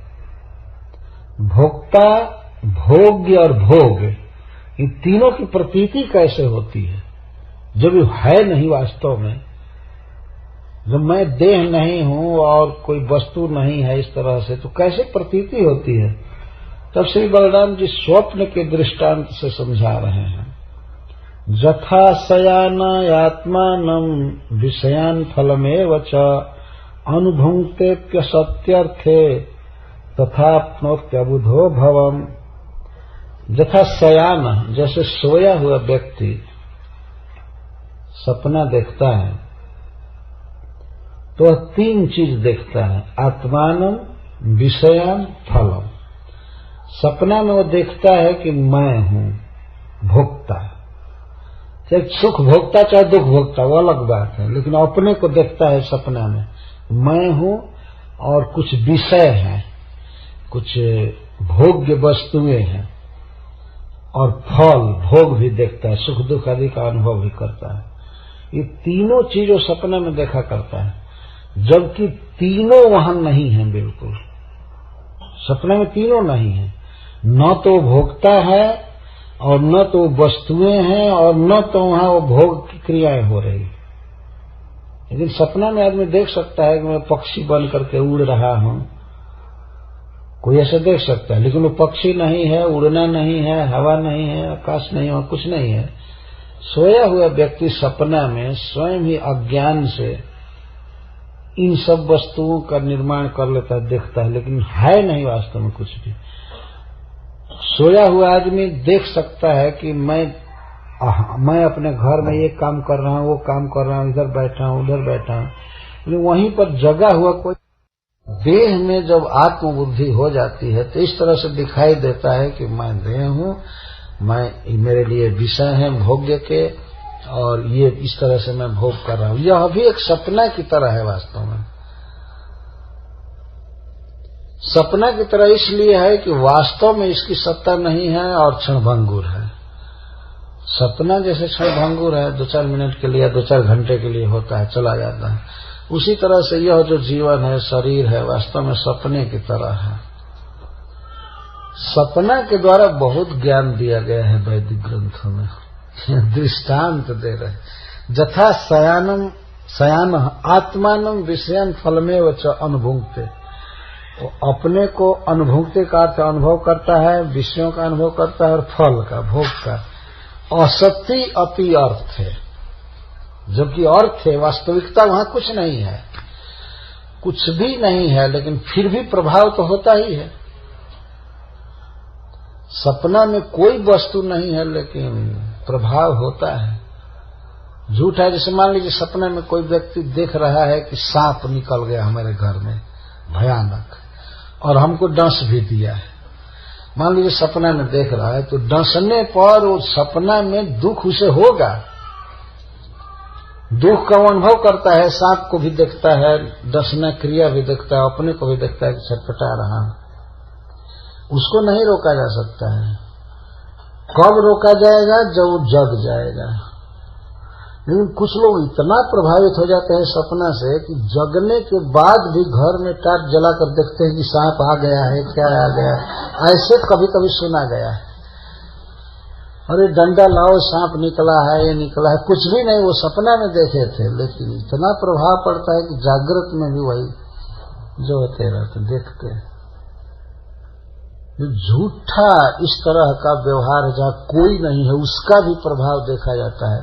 तो इसी तरह से इस अज्ञान निद्रा में मैं यह देह हूं और ये मेरे संबंधी हैं, ये मेरे लिए प्रिय वस्तु है, ये अप्रिय है, और इस तरह मैं भोगता हूं, भोग रहा हूं, ये कर रहा हूं, ये सब क्यों नहीं संभव हो सकता है? ये तो रोज ही हम लोग देखते हैं। सपना यदि मान लीजिए कोई आदमी 3 घंटा रोज देखता हो 3 घंटा रोज सपना देखे और वो कदाचित मान लीजिए 90 वर्ष जिए, तो 3 घंटा दिन भर में 24 घंटे में 3 घंटा, तो कितना वर्ष होगा? 12 साल। तो 12 साल तो ऐसे झूठी जिंदगी में रहा, बिना मतलब के देखता रहा। कंटिन्यूअस सारे स्वप्न के घंटों को एक जगह कर दिया जाए, सारा ड्रीमिंग आवर्स एक जगह कंबाइन किया जाए, तो 12 साल अखंड झूठा सोचता रहा। ऐसे 12 साल सोचा तो ऐसे 90 साल सोच रहा है, झूठा ऐसे ही सोच रहा है। वास्तव में यहाँ भी कोई संबंध है, न वस्तु है न देह है। आत्मा ये देह तो है नहीं, वो तो दूसरा है, लेकिन अपने को मान रहा है कि मैं ये हूँ। तो इस स्वप्न के दृष्टांत के द्वारा श्री बलराम जी रुक्मिणी जी को समझा रहे हैं।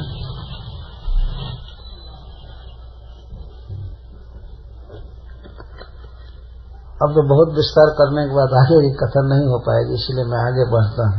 तो अब उपसंहार करते हैं। तस्माद् अज्ञानजं शोकम् आत्मशोष विमोहनम् तत्त्वज्ञानेन निर्हृत्य स्वस्था भव शुचिस्मिते। अतः तस्माद् इसलिए अज्ञानजं शोकम् अपहृत्य निर्हृत्य, ये जो अज्ञान के कारण तुमको शोक हो रहा है भाई को कुरूप करने का, इसको तुम निर्हृत्य छोड़ो।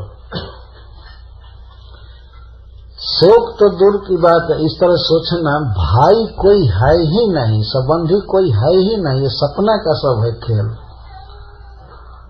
सपना में तुम ये देख रही हो इस तरह से तुम्हारा भाई है और उसको कुरूप कर दिया गया है, ये हुआ है, कुछ नहीं हुआ है। तुम अपने स्वरूप को देखो, ये अज्ञानजम शोकम है, अज्ञान से उत्पन्न हुआ शोक है। और यह शोक कैसा है? आत्मशोष विमोहनम, ये आत्मा को सुखा देता है। न शोषयति मारुतः, आत्मा को सुखाया नहीं जा सकता, लेकिन यहाँ आत्मशोष का अर्थ है कि आत्मा की सरसता को, आनंदमयता को खत्म कर देता है। आत्मा दुखी अपने को अनुभव करने लगता है। यही है आत्मा का सुख जाना। स्वरूप से आत्मा सुखेगा नहीं कभी, लेकिन मन में जो अभाव की कल्पना कर लेता है, दुख अनुभव करता है, इसको आत्मशोष कहते हैं।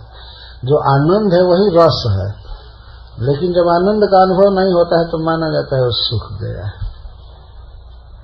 तो यह जो अज्ञान है, ये शोक जो है, यह आत्मा को सुखा देता है। और विमोहयति, विमोहनम, ये आत्मा को अज्ञान में डाल देता है, दुख में और अज्ञान में, ये अर्थ है आत्मशोष विमोहन।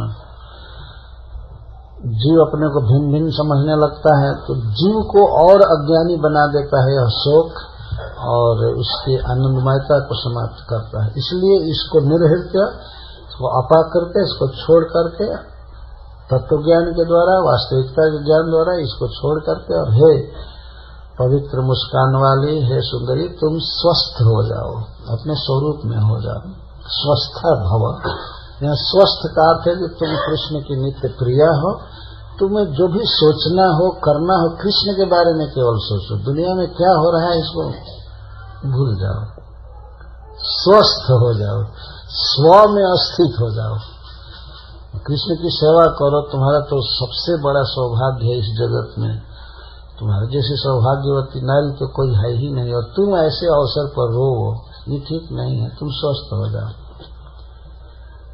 तब श्रील सुखदेव गोस्वामी कहते हैं कि एवं भगवता तन्वी रामेण प्रतिबोधिता वैमनस्यं परित्यज्य मनोबुद्ध्या समादधे। इस प्रकार भगवता रामेण, भगवान राम के द्वारा जब वह तन्वी सुंदरी रुक्मिणी प्रतिबोधिता, जब प्रतिबोधित हुई, ज्ञान दिया गया, तो उसके मन का खेद चला गया, वो प्रसन्न हो गई। वैमनस्यं परित्यज्य, देखिए यहाँ पर 6-7 श्लोक बोलने से ही रुक्मिणी जी का शोक समाप्त हो गया। कितने प्रवीण हैं भगवान बलराम जी ज्ञान देने में। इतना बड़ा शोक तुरंत समाप्त हो गया। 6-7 श्लोक बोलने में उनको कितना 2-3 मिनट लगा होगा, 2 मिनट लगा होगा, इतने में ज्ञान हो गया। वैमनस्यम परित्यज, उसके मन की जो विमनस्कता थी वो चली गई, मन जो उदास था, खिन्न था, खत्म हो गया। और बुद्धि द्वारा अपने मन को समाध दे, उसने समाहित कर दिया, ठीक कर लिया, वो प्रसन्न हो गई। अब आगे श्रील सुखदेव गोस्वामी कहते हैं कि श्री बलराम जी जो प्रवचन कर रहे थे उसको रुक्मी भी सुन रहा था, कृष्ण भी सुन रहे थे, रुक्मिणी जी सुन रही थी। तो रुक्मिणी जी का ज्ञान चला गया, लेकिन रुक्मी का ज्ञान नहीं गया, जबकि सुना था वो भी पूरा। देखिए यहीं पर कितना अंतर हो गया। आज एक व्यक्ति हमसे प्रश्न कर रहा था कि रुक्मी जब इतना खल हो गया तो रुक्मिणी जी का भाई क्यों हो गया था?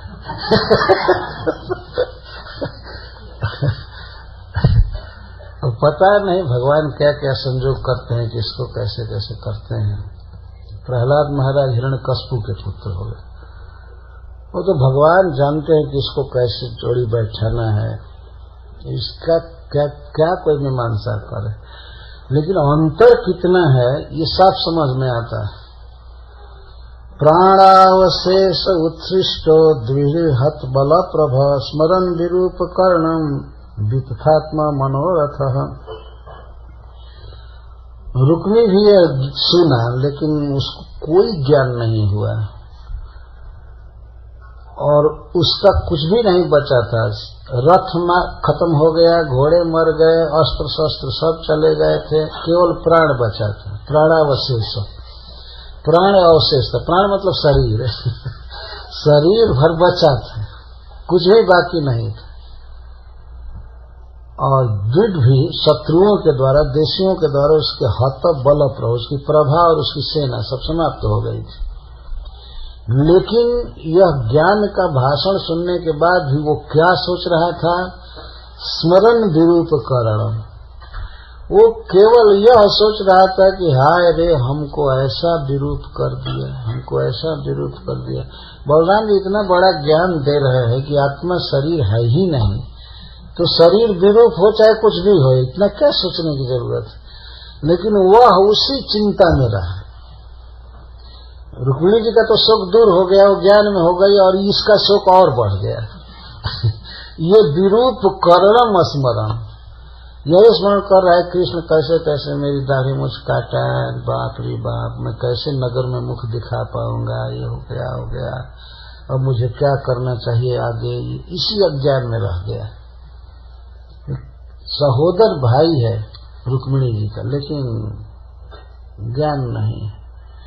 कभी कभी देखा जाता है कि घर में पत्नी भजन करती है लेकिन पति अभी कुछ और जगह दिमाग रखते हैं, है ना। पुरुषों में कम ज्ञान देखा जा रहा है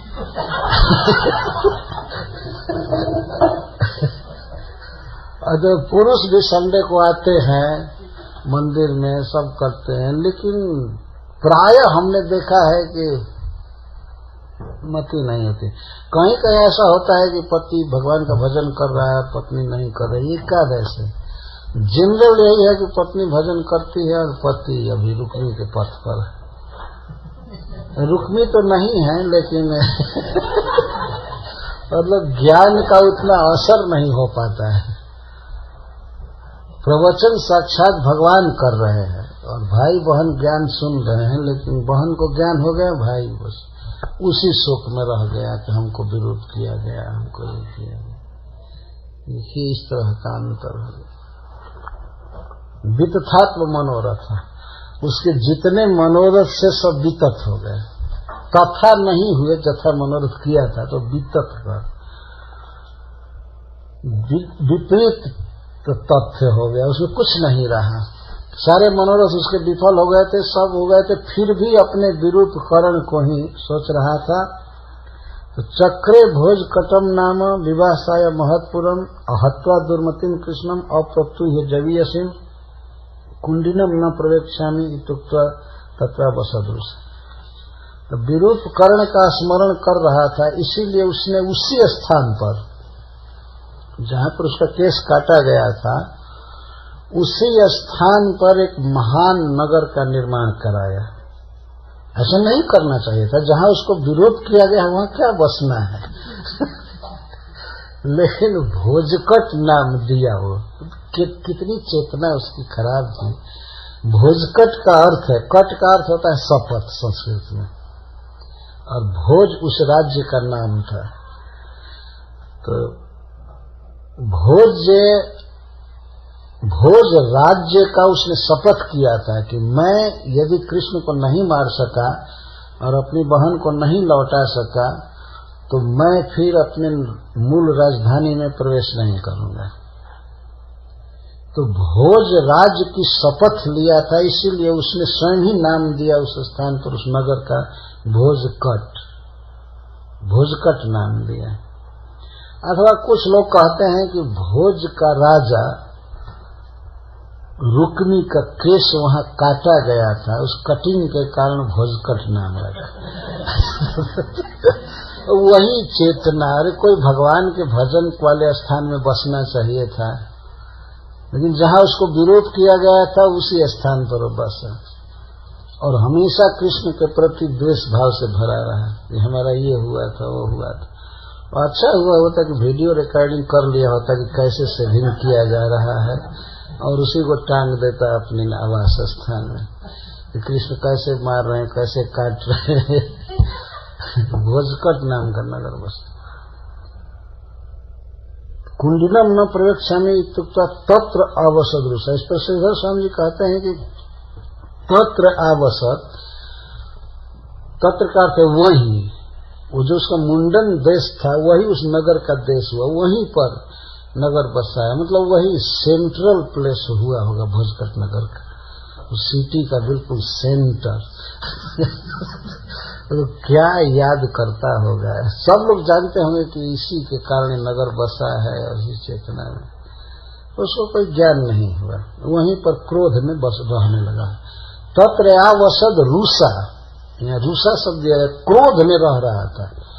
वो ये सोच रहा था कि कभी कृष्ण के प्रति हमारा मनोभाव बदल न जाए, इसलिए जिस स्थान पर कृष्ण ने केस काटा था वहां वो रोज रोज दर्शन करता था, तो उसका क्रोध कृष्ण के प्रति बढ़ता था।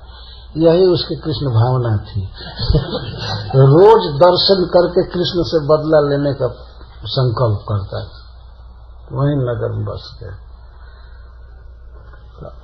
अब यहाँ तक तो राजाओं के पराजय की बात हुई, अब रुक्मिणी जी के विवाह की बात सुनिए। भगवान भीष्मक्षुतान एवं निर्जित्य भूमिपान पुरम आनीय विधिवत उपयेने कुरुद्वह। अब यहाँ पर श्री सुखदेव गोस्वामी महाराज परीक्षित को संबोधन कर रहे हैं। अब तक मार काट में संबोधन की कोई जरूरत नहीं थी, तो कहते हैं, हे कुरुकुल तिलक, हे कुरुवंशियों में श्रेष्ठ महाराज परीक्षित, सर्वशक्तिमान भगवान इस प्रकार भूमिपान राजाओं को मार करके, परास्त करके महाराज भीष्मक की पुत्री को पूरम आनीय द्वारका लाए, और वहां ला करके विधिवत उपये में विधिवत विवाह किए। विधिवत शब्द बहुत महत्वपूर्ण है।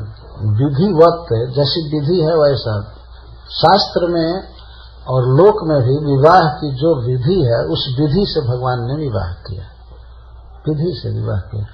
और कार्यों में तो कुछ अविधि चल सकते हैं, लेकिन विवाह में विधि जरूर होना चाहिए।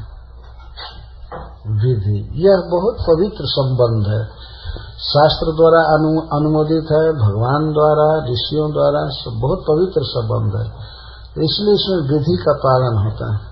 तो भगवान ने विधिवत पाणी ग्रहण किया रुक्मिणी के साथ। तो जिस समय विवाह का दिन था, कई दिन तक चला, तो उस समय जदुपुरी में, द्वारका में महान उत्सव हुआ। और एक विशेषता है द्वारकापुर के लोगों की कि तदा महोत्सवो निर्णाम जदुपुरजन गृहे गृहे अभूत अनन्य भावानाम कृष्ण जदुपतौ निर्भा। द्वारका में प्रत्येक व्यक्ति का कृष्ण में अनन्य भाव था। अनन्य भाव का अर्थ कृष्ण के अतिरिक्त और कहीं प्रेम नहीं था, कृष्ण में ही प्रेम था। कृष्ण को ही प्रत्येक व्यक्ति अपना पुत्र मानता था, अपना बंधु मानता था, जो कुछ भी था कृष्ण को मानता था। अपने घर में और भी लड़के थे, लेकिन उनको वे अपना बेटा नहीं मानते थे, सभी कृष्ण को ही मानते थे। अतः रुक्मिणी के विवाह का महोत्सव गृह गृह घर घर में हुआ, सबके घर में उत्सव हुआ। यह स्पष्ट कह रहे हैं, तदा महोत्सव निर्णाम जदुपुरजाम गृह गृह, घर घर में महोत्सव हुआ। घर घर में मंडप सजाया गया था और प्रत्येक घर में विवाह हुआ भगवान का रुक्मिणी जी के साथ। भगवान ने लीला प्रकट किया, जितने घर थे उतने रुक्मिणी और कृष्ण और ब्राह्मण नाई जो थे सब हो गए, सभी घरों में विवाह हुआ। और प्रत्येक घर में सभी द्वारका के लोग थे। दूसरे के घर में हो रहा तो वहां भी सब द्वारका के लोग थे। इस तरह से गृह गृह महोत्सव हुआ। यह भगवान की स्वाभाविक दिव्य शक्ति है, वे अपने को इस तरह प्रकट किए थे। अगर कोई इस पर आश्चर्य करे तो आगे पढ़ेगा तो उसका आश्चर्य खत्म हो जाएगा। जिस समय वे 16,100 कन्याओं को लाए भौमासुर का वध करके, तो उनके साथ विवाह भगवान ने एक ही मुहूर्त में किया और सबके साथ एक एक होकर के। और ऐसा भी लिखा गया है कि उतने वसुदेव देवकी भी हो गए थे। 16,100 वसुदेव जी, 16,100 देवकी जी, और भगवान के जो भाई थे वे भी सब हो गए थे। और विवाह के समय में जो आवश्यक होते हैं, जैसे तांबूल, एक पान लगाने वाले या कपड़ा साफ करने वाले, सब जो भी था ये सब हो गए थे। किसी को ऐसा अनुभव नहीं हुआ कि मतलब हमारे घर विवाह नहीं हुआ है, हमारा बेटा है कृष्ण और हमारी पुत्र वधू है रुक्मिणी। यही भाव था। कृष्ण अनन्य भावाना, अनन्य भावानाम का अर्थ न अन्य भावानाम, सबका भाव वसुदेव जी के समान था, देवकी जी के समान था। इतना स्नेह था तो सभी अपने घर में उत्सव किए। तो जदुपुरी में गृह गृह घर घर में आनंद उत्सव हुआ, महोत्सव। तो ये इस महोत्सव का अर्थ है विवाह, पाणी ग्रहण संस्कार सबके घर में हुआ। इस तरह का प्रेम होता है भगवान के परिकरों का भगवान के साथ। बहुत बड़ा महोत्सव हुआ। तदा महोत्सव नृणाम जदुपुरजन गृह गृह, घर घर में हुआ। जो भी महोत्सव हुआ घर घर में हुआ, यह कहने का मतलब है। विवाह के बाद भी जो क्रिया होती है वो भी हुई, उसके पहले हुई। बहुत सुंदर उत्सव हुआ। तो नरा नार्यश्च मुदिता प्रमृष्ट मणिकुंडला, उस विवाहोत्सव के समय नरा नार्यश्च, नर और नारीगण, पुरुष और स्त्रीगण बहुत सुंदर आभूषण पहने थे। आभूषण में यहाँ पर एक आभूषण का वर्णन किया जा रहा है, तो उसके द्वारा अन्य सारे अनुक्त आभूषणों को समझ लेना चाहिए। जैसा मैं उस दिन कहा था कि इसको उपलक्षण कहते हैं। संस्कृत भाषा की विशेषता है, एक बात कहने से उसके सिमिलर सभी बातें समझ ली जाती है। तो सभी कुंडल पहने थे मणि के। मणि का यहाँ अर्थ है सोना या हीरा के कुंडल पहने हुए थे और कुंडल बहुत चमक रहे थे। तो इसका अर्थ ही नहीं है कि और गहना नहीं पहने थे। केवल कुंडल का वर्णन करके उनके शरीर में समस्त आभूषणों का वर्णन कर दिया गया। और वस्त्र का भी बहुत सुंदर वस्त्र पहने थे, बहुत सुंदर आभूषण लगाए थे, सब बहुत आनंद में थे। मुदिता, परम आनंद में थे, परम सुख में थे। पारि बरहु पाजरहु बरयोश्चित्र वाससो, और वे वरयो का अर्थ वर वधू के लिए, कृष्ण के लिए और रुक्मिणी के लिए बहुत पारिबर ला रहे थे। देय उपहार ला रहे थे, देने के लिए सब कपड़ा ला रहे थे, गहना ला रहे थे, सब सभी घरों में उत्सव था ही। अच्छा, सबके घर में उत्सव था, फिर भी सब दूसरे के घर में भी गए थे। यह भी एक विचित्र बात। उपहार सब ला रहे तो पारी बरहम उपाजरो, ये भागवती सृष्टि है। भगवान के संकल्प मात्र से द्वारका का निर्माण हुआ है, तो इसलिए वहां पर वस्तुओं की कमी की कोई कल्पना नहीं करनी चाहिए। भरा पड़ा है सब कुछ, तो सब लोग पारी बरह ला रहे थे वर वधू के लिए। यह नियम है कि विवाह के अवसर पर कन्या के लिए और वर के लिए लाना चाहिए, देना चाहिए। ये स्वाभाविक बात है।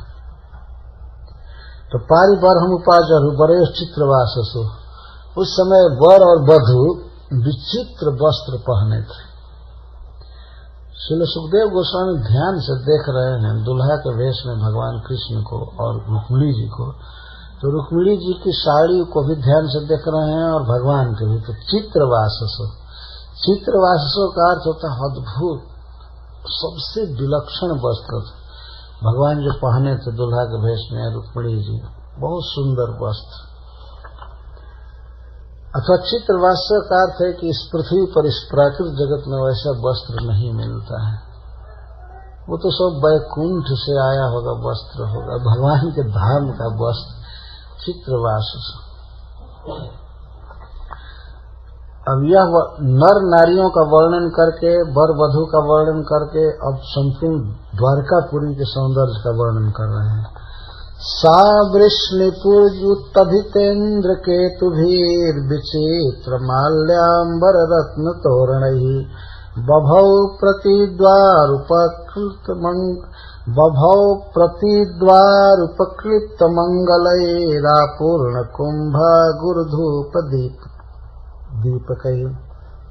सा बभौ, ऊपर से इसका लेना चाहिए, सा जदुपुरी बभौ, वह जदुपुरी द्वारका बहुत सुंदर लग रही थी, बहुत सुंदर लग रही थी। सुखदेव गोस्वामी के कहने का अर्थ है कि ऐसी अमरावती, विभावरी या अलकापुरी कभी भी सुंदर नहीं लगी। अद्भुत सुंदर लग रही थी द्वारका उस समय जब विवाहोत्सव चल रहा था। सा वृष्णिपुरी, हाँ यहाँ स्पष्ट लिखा, सा वृष्णिपुरी, वह जदुपुरी द्वारका बभौ, बहुत सुंदर लग रही थी। कैसे? उत्तभितेन्द्र केतु भी, इंद्र केतु जहां तहां लगे थे। इंद्र केतु एक ध्वज विशेष होता है, झंडा विशेष, उसको इंद्र केतु कहते हैं। और वह झंडा बहुत चौड़ा और बहुत लंबा खंभे पर गाड़ा गया था जगह जगह, उसको उत्तभित कहते हैं।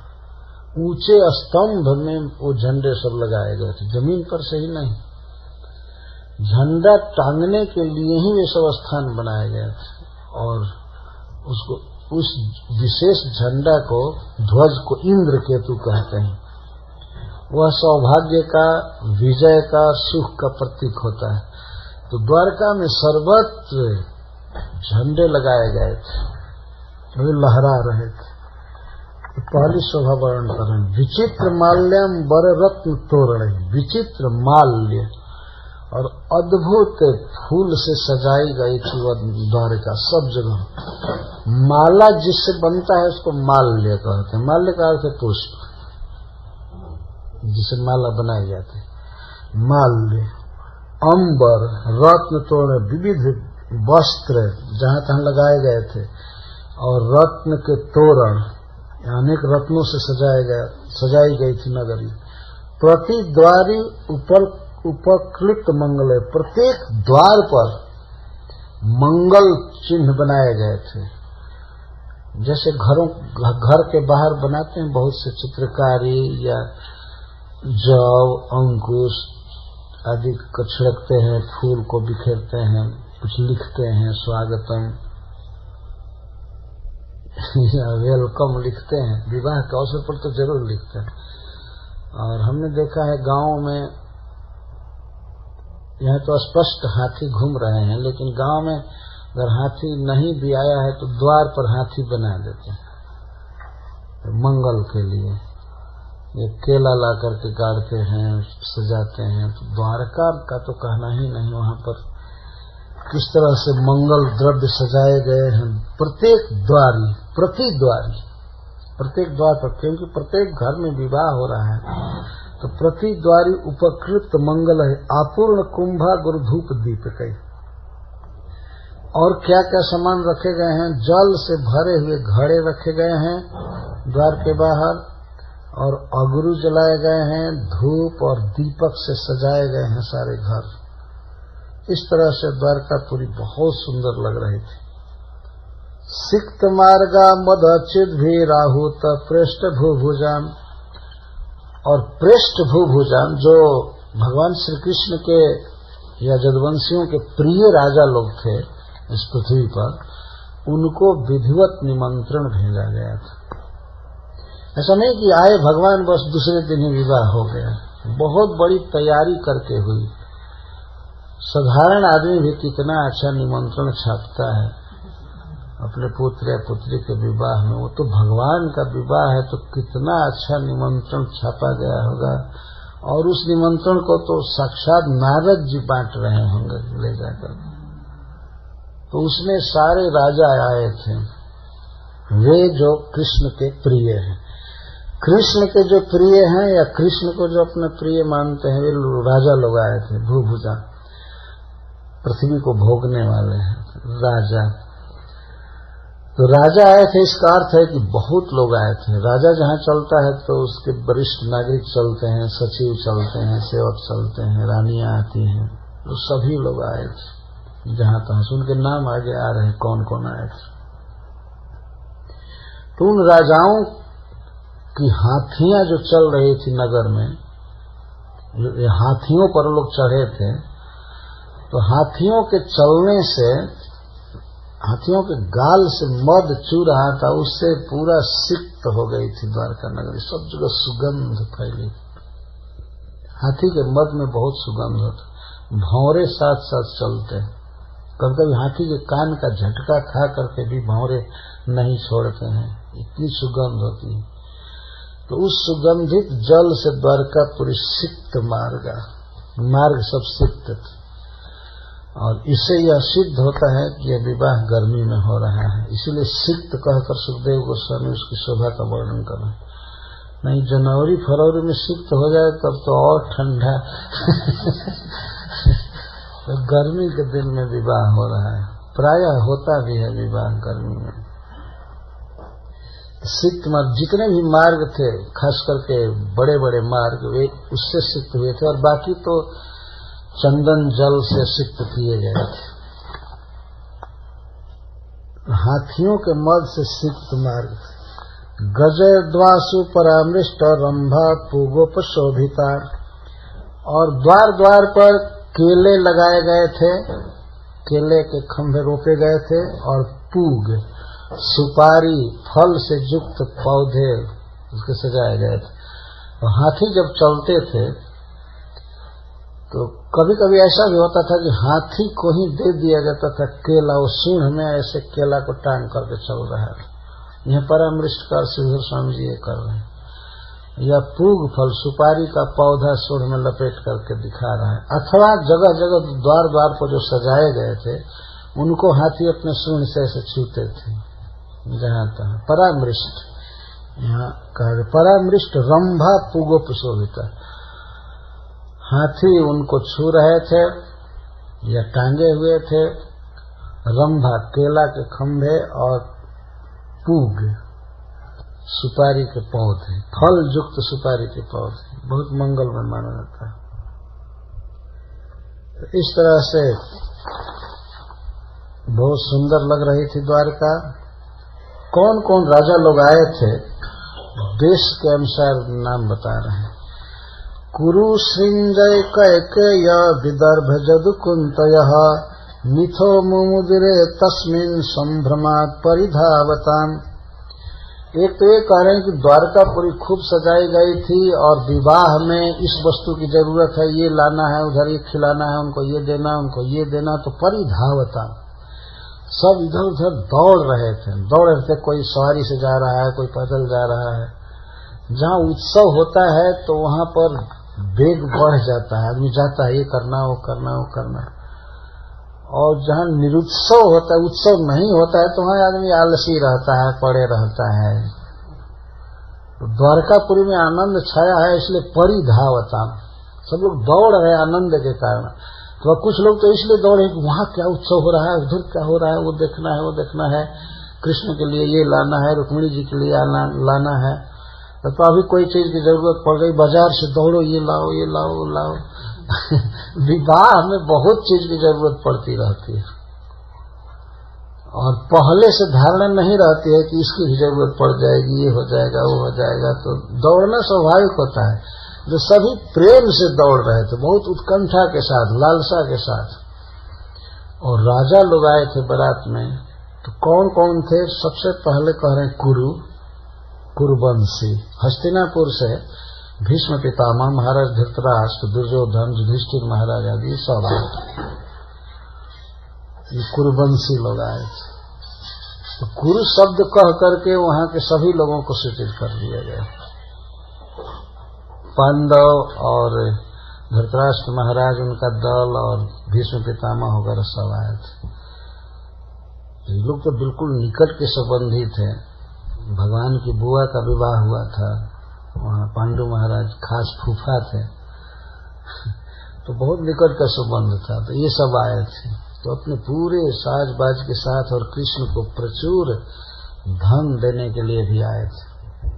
ये बहुत धनी हैं हस्तिनापुर वाले, उनके अधीन भगवान रहते थे। तो कुरु सृंजय, सृंजय से तात्पर्य द्रौपदी, महाराज द्रुपद का परिवार। द्रुपद बहुत प्रेम करते थे भगवान कृष्ण से और द्रौपदी के साथ संबंध था उधर, तो इसलिए ये सब आए। सृंजय वंशी।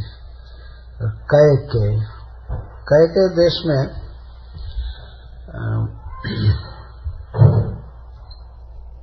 श्रुतकीर्ति भगवान की बुआ थी या क्या थी, उस कैके देश में। तो वहां से भगवान के सब फूफा वगैरह सब लोग आए थे कैके देश से।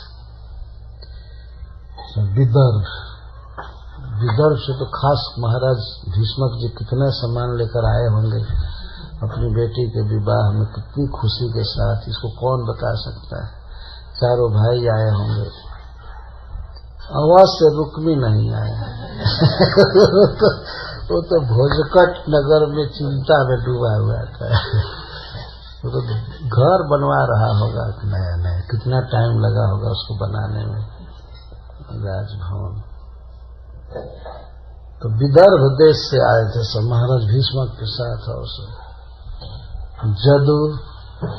जदु से तो तात्पर्य है जदुवंश में और जो भी इधर उधर थे बसे हुए, वे सब आए। और कुंतय, महाराज कुंती भोज, जहाँ पर बचपन में कुंती पली थी, वे सब लोग आए, राजा लोग। और मिथो मुनिदिरे एक दूसरे से मिल करके बहुत प्रसन्न हुए। एक तो भगवान के विवाह का महोत्सव, और दूसरे बहुत काल के बाद भेंट हुई थी, एक दूसरे को आनंद में देख करके सब सराबोर हो गए आनंद में। अपने बंधुओं को देख करके जो आनंद होता है, उस आनंद की तुलना कहीं नहीं है। कि ये परस्पर सब संबंधी थे कृष्ण के आधार पर, कृष्ण मूल हैं और उनके कारण सब संबंधित है। तो द्वारका के उस विवाहोत्सव में सब बहुत आनंद में थे। श्रील सुखदेव गोस्वामी बार बार ये शब्द कहते हैं, मुमुदिरे, मुमोद, बहुत आनंद में थे, बहुत आनंद में थे। और चर्चा क्या होती थी जहाँ तहाँ राजाओं के समाज में या रानियों के समाज में, राजकन्याओं के समाज में, सब जगह चर्चा क्या होती थी। रुक्मिण्या हरणं श्रुत्वा गीयमानं ततस्ततः राजानो राजकन्याश्च बभूवुर्भृशविस्मितः। राजा और राजा की कन्याएं और राजाओं की स्त्रियां अथवा राजा के सचिव दास सब क्या चर्चा कर रहे थे।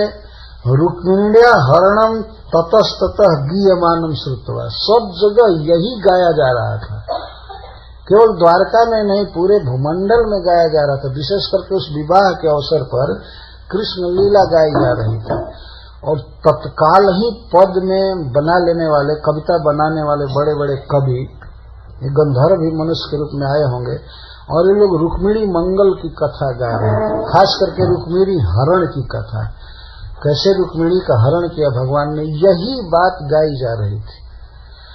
इसको सुन करके राजा और राजाओं की कन्याएं बिल्कुल विस्मित हो जाती थी। श्री कृष्ण के प्रति विस्मित का अर्थ है कृष्ण के प्रति गौरव बढ़ जाता था, गौरव भाव बढ़ जाता था। श्री कृष्ण निश्चित ही भगवान हैं, प्रभु हैं। इतने बड़े बड़े राजाओं का मान मर्दन करके रुक्मिणी को लाए तो बहुत विस्मित होते थे। द्वारकायाम भुजराजन महामोदः पुरौकशाम रुक्मिण्या रमयोपेतम दृष्ट्वा कृष्णम श्रियः पतिम। पुनः संबोधन कर रहे हैं, हे राजन, हे महाराज परीक्षित, द्वारकायाम महामोदः अभूत। द्वारका में महाआनंद छा गया, महामोद हुआ। पुरौकशाम, आने वाले लोगों के आनंद का तो वर्णन किए ही, द्वारका वासियों के विषय में कह रहे महामोद छाया। कैसे? खास करके कृष्ण को रुक्मिणी के साथ देख करके जो सुख हुआ उसके विषय में कहते हैं कि महामोद छा गया द्वारका के लोगों को। भगवान को अपनी प्रियतमा रुक्मिणी जी के साथ देख करके बहुत बड़ा आनंद छा गया। कृष्ण स्वयं ही श्रीपति हैं, सौंदर्य लक्ष्मी के पति हैं, ये लक्ष्मीपति हैं और वे ऐसे बिना विवाह के थे तो भी सुंदर लगते हैं, लेकिन अब वे बहुत सुंदर लग रहे थे, बहुत